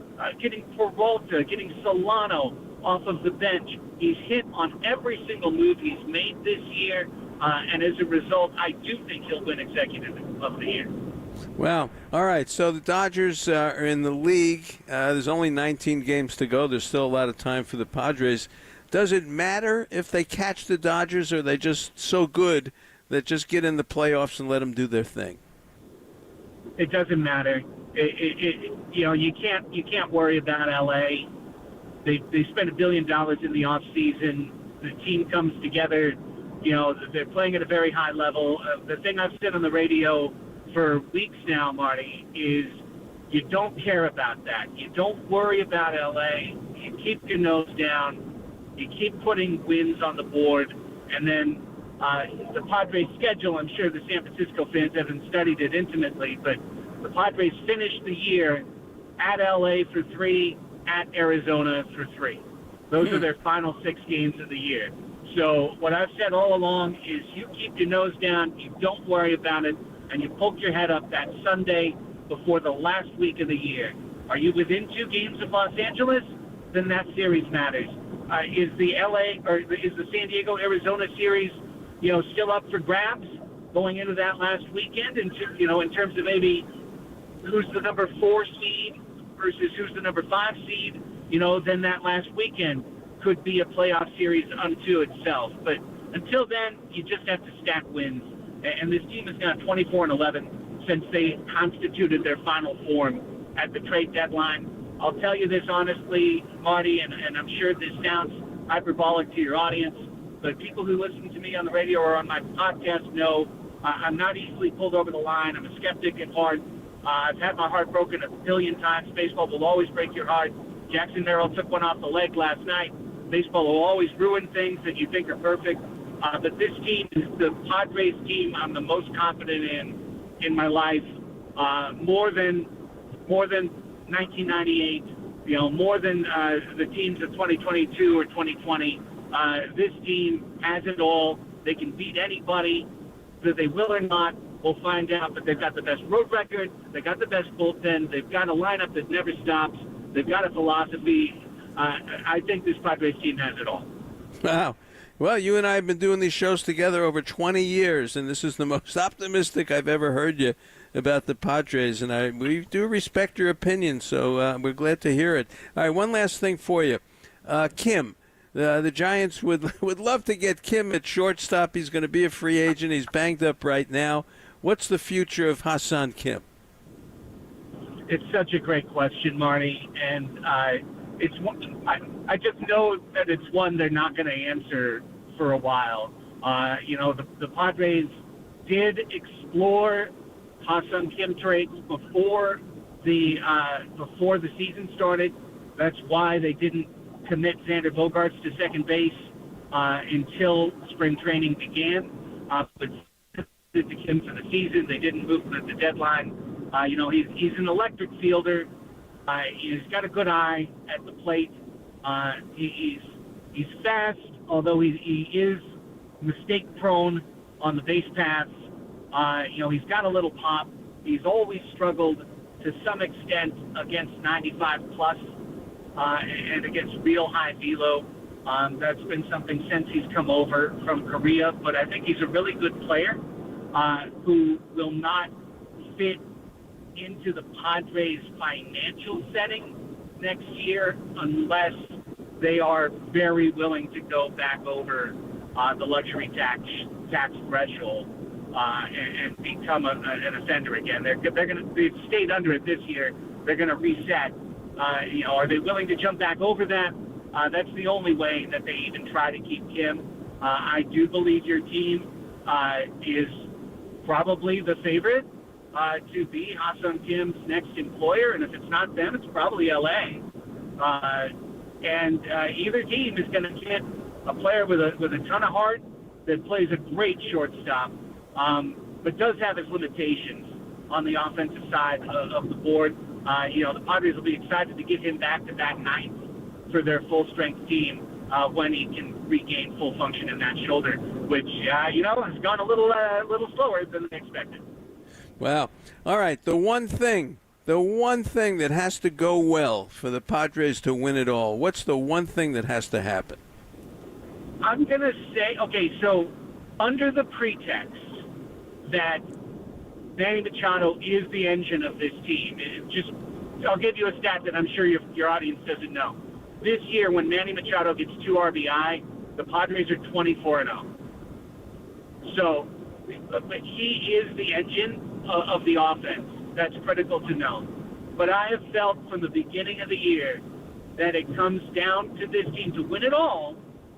They need the starting rotation to pitch to their ceiling in October. That hasn't happened all year. Cease has been dominant at times, and he has also had extended periods of 4.5 ERA. King is way over his innings limit. Musgrove was hurt most of the year. He's been dominant since he's come back.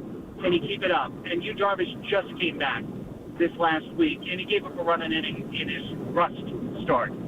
Can these guys give the Padres a chance to take the lead? Because they've got an incredible ability to come from behind, but they've got the kind of bullpen that should lock down leads in the playoffs.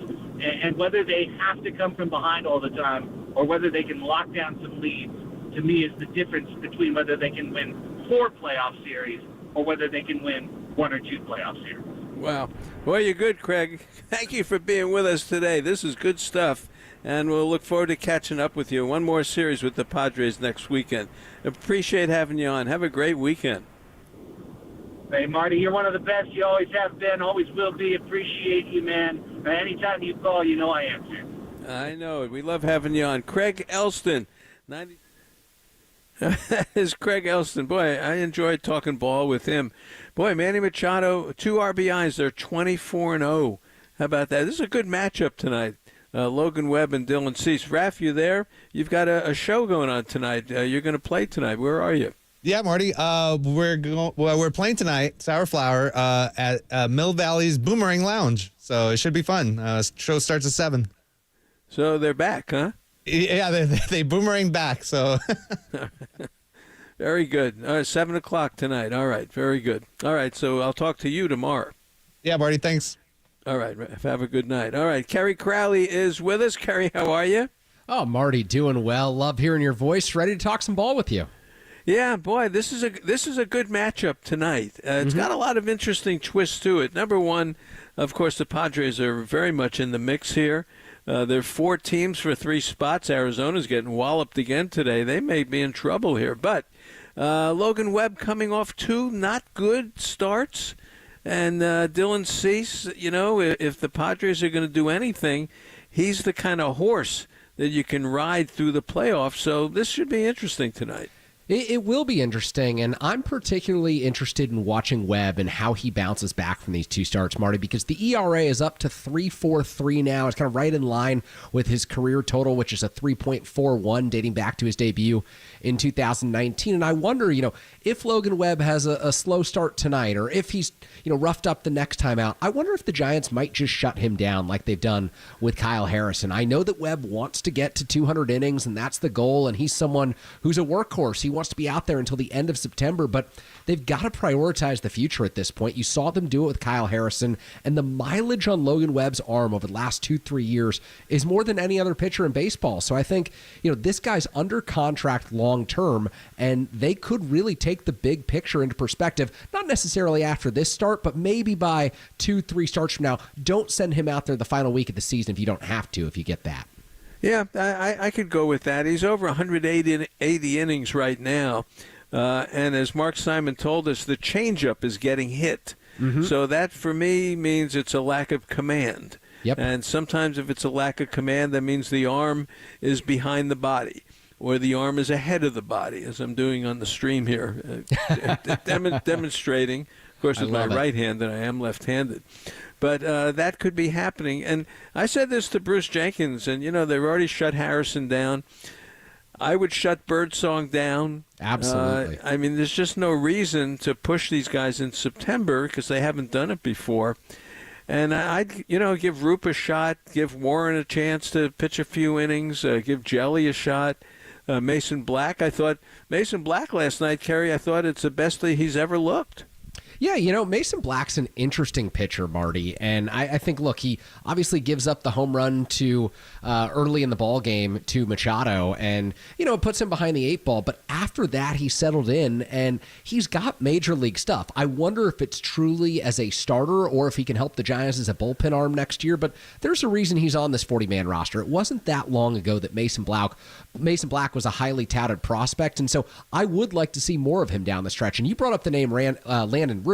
I would really like to see more of Landon Roop in the month of September. I'm with you. You shut Hayden Birdsong down knowing that he was a college reliever. He had fewer than 150 innings at the minor league level when he made his major league debut earlier this season. Landon Roop is someone who has struggled to get healthy throughout his minor league career. He has major league stuff. That curveball is tremendous. He shut down Arizona when the Giants needed it most on Wednesday. I would like to see both Roop and Black get more opportunities during the month of September because you have to figure out if these guys are part of the 2025 picture, and maybe, the Giants see something from these two pitchers, and maybe other teams see something as well, because the number one priority for the Giants this offseason, Marty, getting bats for this order. It just has to look different. They need a middle-of-the-lineup presence, and I think if Root pitches well, I think if Black pitches well, that could entice other teams to prioritize them in potential trades for the Giants, and so I think it's something that has to be a big part of the consideration here in the month of September.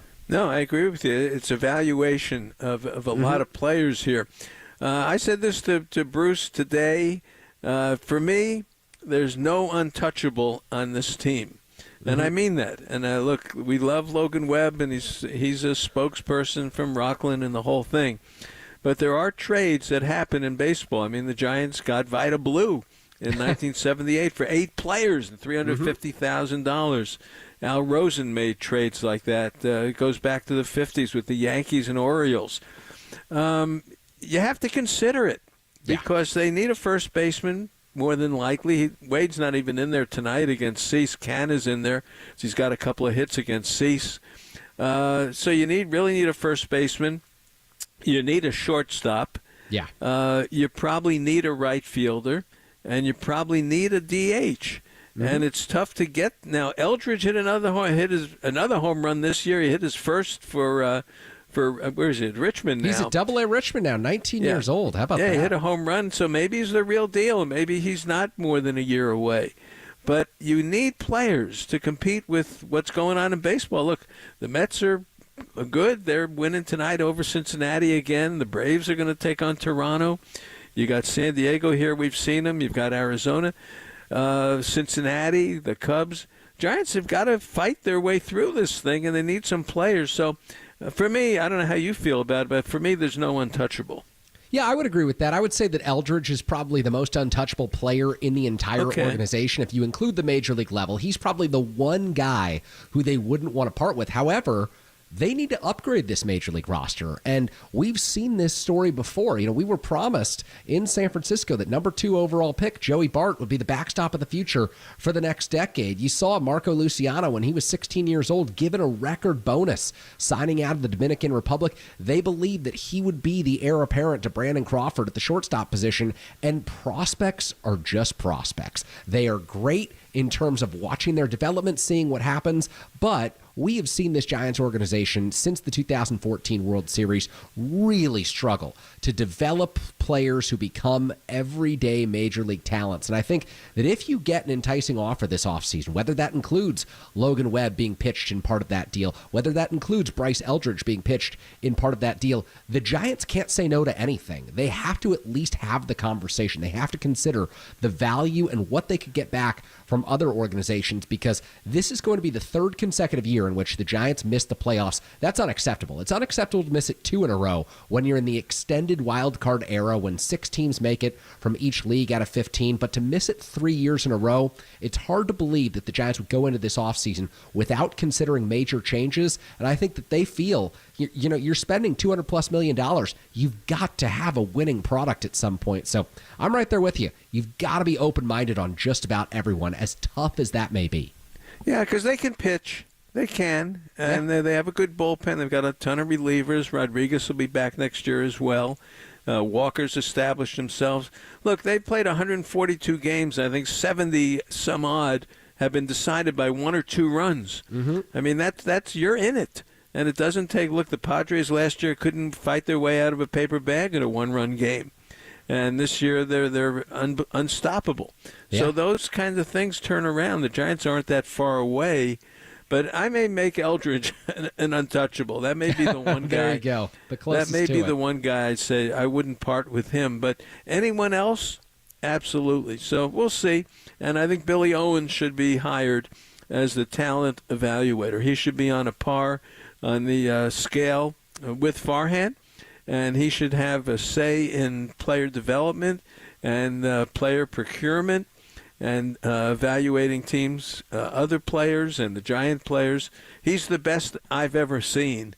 And he's right here in the Bay Area, and I'm sure he doesn't want to go to Sacramento. Billy Owens, have you met him? Well, of course I've met him. We've only been talking about Billy Owens, you and I, on the show, Marty, for 6 years now. I think it was 2018 when the Giants decided they were moving on from Bobby Evans that we had that show at the end of the season. We said, yeah, they really ought to take a look at Billy Owens and what he's done over there with the Oakland A's. And I just think, he's got the relationship with Bob Melvin as well. He's worked with Farhan Zaidi. And so if Farhan's a part of this in the future, and that's still, I think, up in the air, even with this Matt Chapman contract being signed this week, Billy can play a part in this for the San Francisco Giants. And I think that it would be crazy not to call him up, not to call the Oakland A's up, and not to just double his salary, because that the Oakland Athletics aren't putting out a major salary for the folks in their front office if their names aren't Billy Beane and David Force. And so I think it would be one of the best ways to make a real tangible change to this front office this offseason. Something's also got to change, Marty, and I think player development. The Giants haven't done nearly enough in bringing their minor leaguers up to the big league level and setting them up for success. And I think Billy Owens is someone who has clearly scouted enough players and understands that process to get this organization to a point where they can win again. And that is what fans are desperately craving. Very good. Good. I'm glad I forgot that we had done that. Yeah, he's enthusiastic, knows about he's just every the best. player. Every player in Major League Baseball, in minor league baseball, independent baseball, you name it, he knows the player. That's how good he is. All right, here's another crazy thought I had. You know me. We're getting down to September. Brandon Crawford has been released by the Cardinals. Why not sign him to a one-day contract at the last game against the Cardinals? You've got tons of players you can put on the 60. You can send the player down the last day, and option him down and get a spot for Crawford and let him go out as a Giant. And I say he deserves it. And we've seen enough shortstop play in the last couple of years to finally say, this guy was the best. And I think it would be a great service to him, an honor to him, and I think the fans would love it, and I'd like to see it.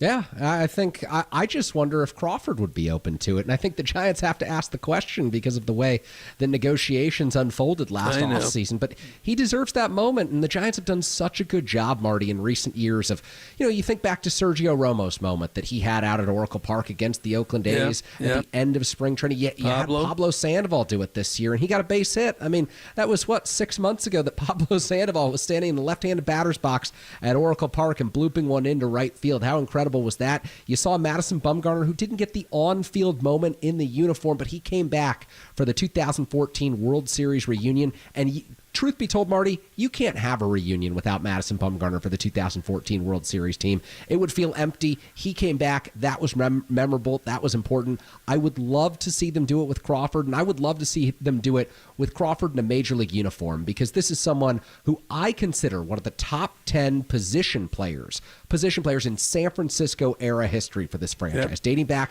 to about 1958. You go through there, the obvious guys at the top. You've got Mays, you've got Bonds, you've got McCovey. But if you go down that list, Brandon Crawford's in the top 10 for me, and I think that he made indelible contributions to the organization. He was one of the most entertaining players to watch, and you separate that in the modern era where you talk all about analytics and you talk all about the advanced numbers.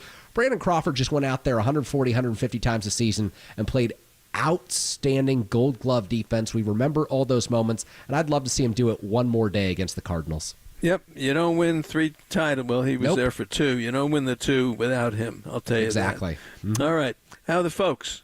Doing well, listening in, still following the San Francisco Giants at the end of the season, Marty. Hard to believe that, you've still got folks tuning into a team that's 4 games under 500 in the middle of September, but here we are. You can't quit it. You can't quit it. The mosaic isn't finished yet. Not yet. The picture is pretty clear. They're not going to be in the playoffs, but there's a lot of little things on the side, a lot of players to look at. Hey, Yaz, Ramos, Chapman, Conforto, Canna in there tonight. Bailey hitting 6th. I don't know why.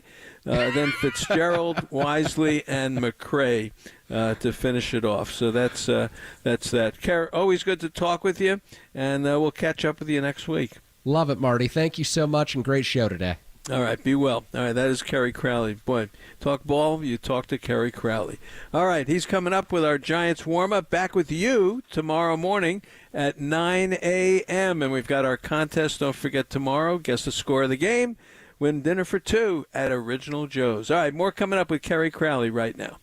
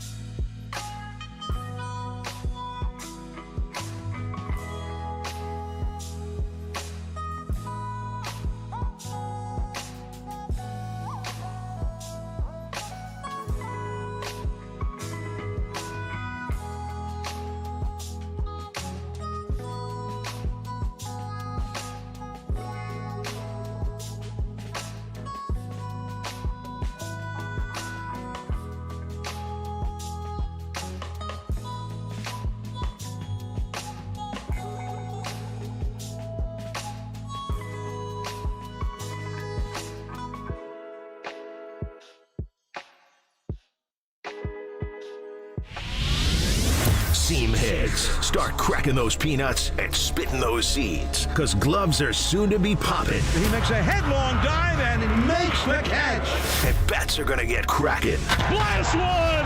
Deep right field! Gone! Welcome to KNBR's Giants Warm-Up. Way back there! Goodbye! On the Sports Leader. We are back. What's going on, folks? Carrie Crowley hanging out with you in our abbreviated Giants warm-up this afternoon as we get you set for Giants baseball coming your way from Petco Park in San Diego this evening. Fantastic matchup of two right-handed stars. Logan Webb for the San Francisco Giants up against Dylan Cease for the San Diego Padres. Cease already over 200 strikeouts on the season. Two of the National League's best squaring off in San Diego tonight. Let's lead things off today with our standings update, sponsored by the Alameda County Probation Department. Visit acpd.org today for a career that matters. The Giants, well, looking at the standings, not so kind to them these days. The Dodgers lead the National League West at 84 and 57. The Padres sitting at second place right now, just 4 games back of the Dodgers, but clearly in command of the wild card right now. The Arizona Diamondbacks have been faltering of late. They're losing today, 79 and 64. They're 6 games out in the division, but they still do have a 1-game lead in the wild card. There's 4 teams really battling for 3 spots right now. We'll get to that in a moment. The Giants enter this evening's ball game at 69 and 73, a disappointing 4 games under 500, but still well clear of the Colorado Rockies, who are 53 and 89 coming into today's ball game. The National League East, the Phillies lead it right now by 7.5 games over the Braves and the Mets, who've been one of the best stories in all of baseball over the last few weeks. The Mets, who got off to that terrible 0-6 start this season, well, they're 9-1 in their last 10 games. They've won 8 in a row. Just a tremendous late-inning team right now, as fun as any in baseball. So they're tied at 77 and 64 with the Atlanta Braves. Both of those teams lurking behind the Diamondbacks right now. Again, 4 teams for 3 spots in that NL wildcard race. The Padres will likely get one, assuming they don't overtake the Dodgers in the final 3 weeks of this regular season. National League Central Division, you've got the Milwaukee Brewers, 21 games over 500. Giants just saw them, and they'll see them again this week. The Brewers 21 over at 81 and 60 right now. The Cubs actually in second place in the NL Central. They made a little late season push, but again have fallen off of late, so they're sitting at 72 and 70. The Cardinals in third place, 71 and 70. The Cincinnati Reds, even with their positive run differential, still 6 games under 500 right now. The Pittsburgh Pirates bringing up the bottom of the NL Central at 66 and 75. As we swing things over to the American League, tied race in the AL East is the Baltimore Orioles and the New York Yankees, both sitting at 82 and 60 right now, competing for that top slot in that division, followed by the Boston Red Sox, a game over 500. The Rays and the Blue Jays out of the race in the AL East. The AL Central, what a division this has turned into this year. The Guardians are leading the division at 81 and 60, but then pretty much the entire wild card race right now is made up by AL Central teams. No one saw that coming at the beginning of the season, but again, they've all beaten up on the lowly Chicago White Sox. The Royals at 77 and 65, the Twins at 76 and 65, the Tigers right now still in the race at 72 and 71, although on the outside looking in. And then it's just worth pointing out the Chicago White Sox are 32 and 110 right now. 32 and 110. Could be the worst team in Major League Baseball history. Could surpass the 1962 New York Mets for their futility. And then the AL West wrapping things up here, 77 and 65. That's the record of the Houston Astros, who lead the division right now. Seattle Mariners in second place. Jerry DiPoto expected back as their president of baseball operations, 72 and 70. Texas Rangers and Bruce Bochy have really struggled this season, coming off of the World Series title a year ago, 68 and 74. The Oakland A's at 62 and 81 in their final season in Oakland, and the Los Angeles Angels haven't reached 60 wins yet at 59 and 82. They are in last place in the AL West. 9th consecutive losing season that the Angels clinched earlier this week with a loss. That brings you up to date on our standings. Up next, it's time for our Key Player of the Week, sponsored by Key Point Credit Union, Next Generation Neighborhood Banking. The Key Player of the Week for the San Francisco Giants, well, the choice is obvious. It's Matt Chapman, who signs the 6-year, $151 million deal to stay with the San Francisco Giants. An incredible contract, considering it's the second most money the Giants have ever committed to an individual player, behind the 8-year, $158 million extension that Buster Posey signed entering that 2013 season, coming off of his 2012 MVP. And I did some sports phones earlier this week in the evenings where I discussed this contract, and regardless of how you feel about Farhan Zaidi as the president of baseball operations, took a lot of calls from folks who felt like, regardless of this contract, he should be fired, he should be let go at the end of this offseason. There are still folks who want to see if Farhan can build something, who feel like the Giants took a meaningful step forward this offseason. Heard from a wide variety of Giants fans on the issue. But take Farhan out of the equation, take the Giants management situation out of the equation right now.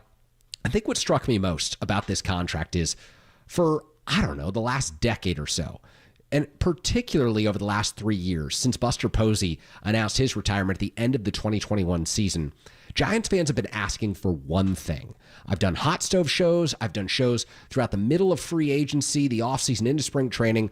All they want from the San Francisco Giants is to know who is going to be playing on a particular day at a particular position. They've been begging this Giants organization to get rid of the platoons, do away with the mixing and matching, and just provide some stability for the San Francisco Giants roster. And no player has provided the Giants with more stability this season than Matt Chapman, who continues to post at third base. The batting average is low. It's .249. It's not what you would have seen, 10, 15 years ago when batting average was valued around Major League Baseball. But the OPS is high. It's .780. It's right below his career OPS of .789. This year, it's 22% better than league average. He's got 22 home runs, 69 runs driven in, and 14 stolen bases. And to go with all of that, he plays a very strong third base, elite level defender who could win the Gold Glove this year, and who really, throughout the course of this 6-year deal with the San Francisco Giants, should remain one of the best defenders in baseball at a premium position. And so, regardless of how you feel about this front office, I think that this contract is a win for San Francisco Giants fans, because you know that for the next 4 or 5 seasons, maybe if everything goes well into that 6th year of that deal, you know who's going to be playing third base on a daily basis. You know that Matt Chapman is a middle-of-the-order bat. And let's be honest, we'd probably prefer if it was the 5th slot in the order as opposed to the 3rd or the 4th slot in the order, because I think that would tell us that the Giants have done more to address this lineup, that they've done more to address their offensive issues and woes that have held this team back throughout the course of this 2024 season. But this Chapman signing accomplishes something important. The Giants, for years in free agency, have been trying to get a big-ticket player, an A-list player, to take their money. And maybe Chapman isn't an A-list player. Maybe he's not a superstar in terms of the way that you would define that across Major League Baseball. But I do think that he's worth $150 million, and I do think that he would have found a $125 million contract elsewhere this offseason. Maybe the Giants overpaid just a little bit. But you know what? You take a look at this organization right now. You look at third base at AAA. You look at third base at AA. You look at third base at high A and low A, and there was no one coming through this farm system who was going to take Matt Chapman's spot. And so I think you evaluate where the Giants are as an organization, struggling to get someone to take their money, struggling for stability, struggling to give fans the idea of who would be playing a particular position on a given day moving forward. And then you look inside the organization where they haven't developed a third baseman, a successor really to Evan Longoria ever since they traded for him headed into that 2018 season in December of 2017 when they got that deal done with the Tampa Bay Rays. And so I do believe that this deal is a step forward and a sign of progress. And I'll take a step back and say it's got to be one of many steps. It's got to be one of 10, 20, 25, 30 steps the Giants take this offseason to implement change, to rectify some of the issues plaguing this organization, because we know there are many. When you don't make the playoffs in 3 consecutive seasons, that's a bad sign. And the Giants were trying to make the playoffs in each of these seasons. There are organizations around baseball that willingly take a step back. They admit that they're rebuilding. They know headed into a given season that they are not attempting to play October baseball. Well, that's not the case for the San Francisco Giants. Over each of the last 3 years, they have wanted to enter the season believing that they had the chance to play deep into October. And they did so this year. They thought that by signing Chapman and signing Jung-Hoo Lee and Blake Snell and Jorge Soler and Jordan Hicks and Matt Chapman, that you would get a team that was capable of playing deep into October, that could, win a wild card spot and then upset a team in a 3-game series if they lined up their pitching with Snell and Webb and Kyle Harrison if he had a breakout season. And it didn't happen that way. We know that this year has been a disappointment, and we know that the Giants as an organization cannot afford many more seasons like this. Fan support, I think, will wane during the month of September. You'll see lower attendance totals. Fans expect more of this organization, and this Matt Chapman signing is a major sign of progress. Again, it's a sign of progress. It is not the end of the road. The Giants must do a whole lot more, but we'll get to that throughout today's pregame show. Giants baseball coming your way from San Diego. Full pregame show coming your way shortly here on KNBR 104.5 680, the sports leader.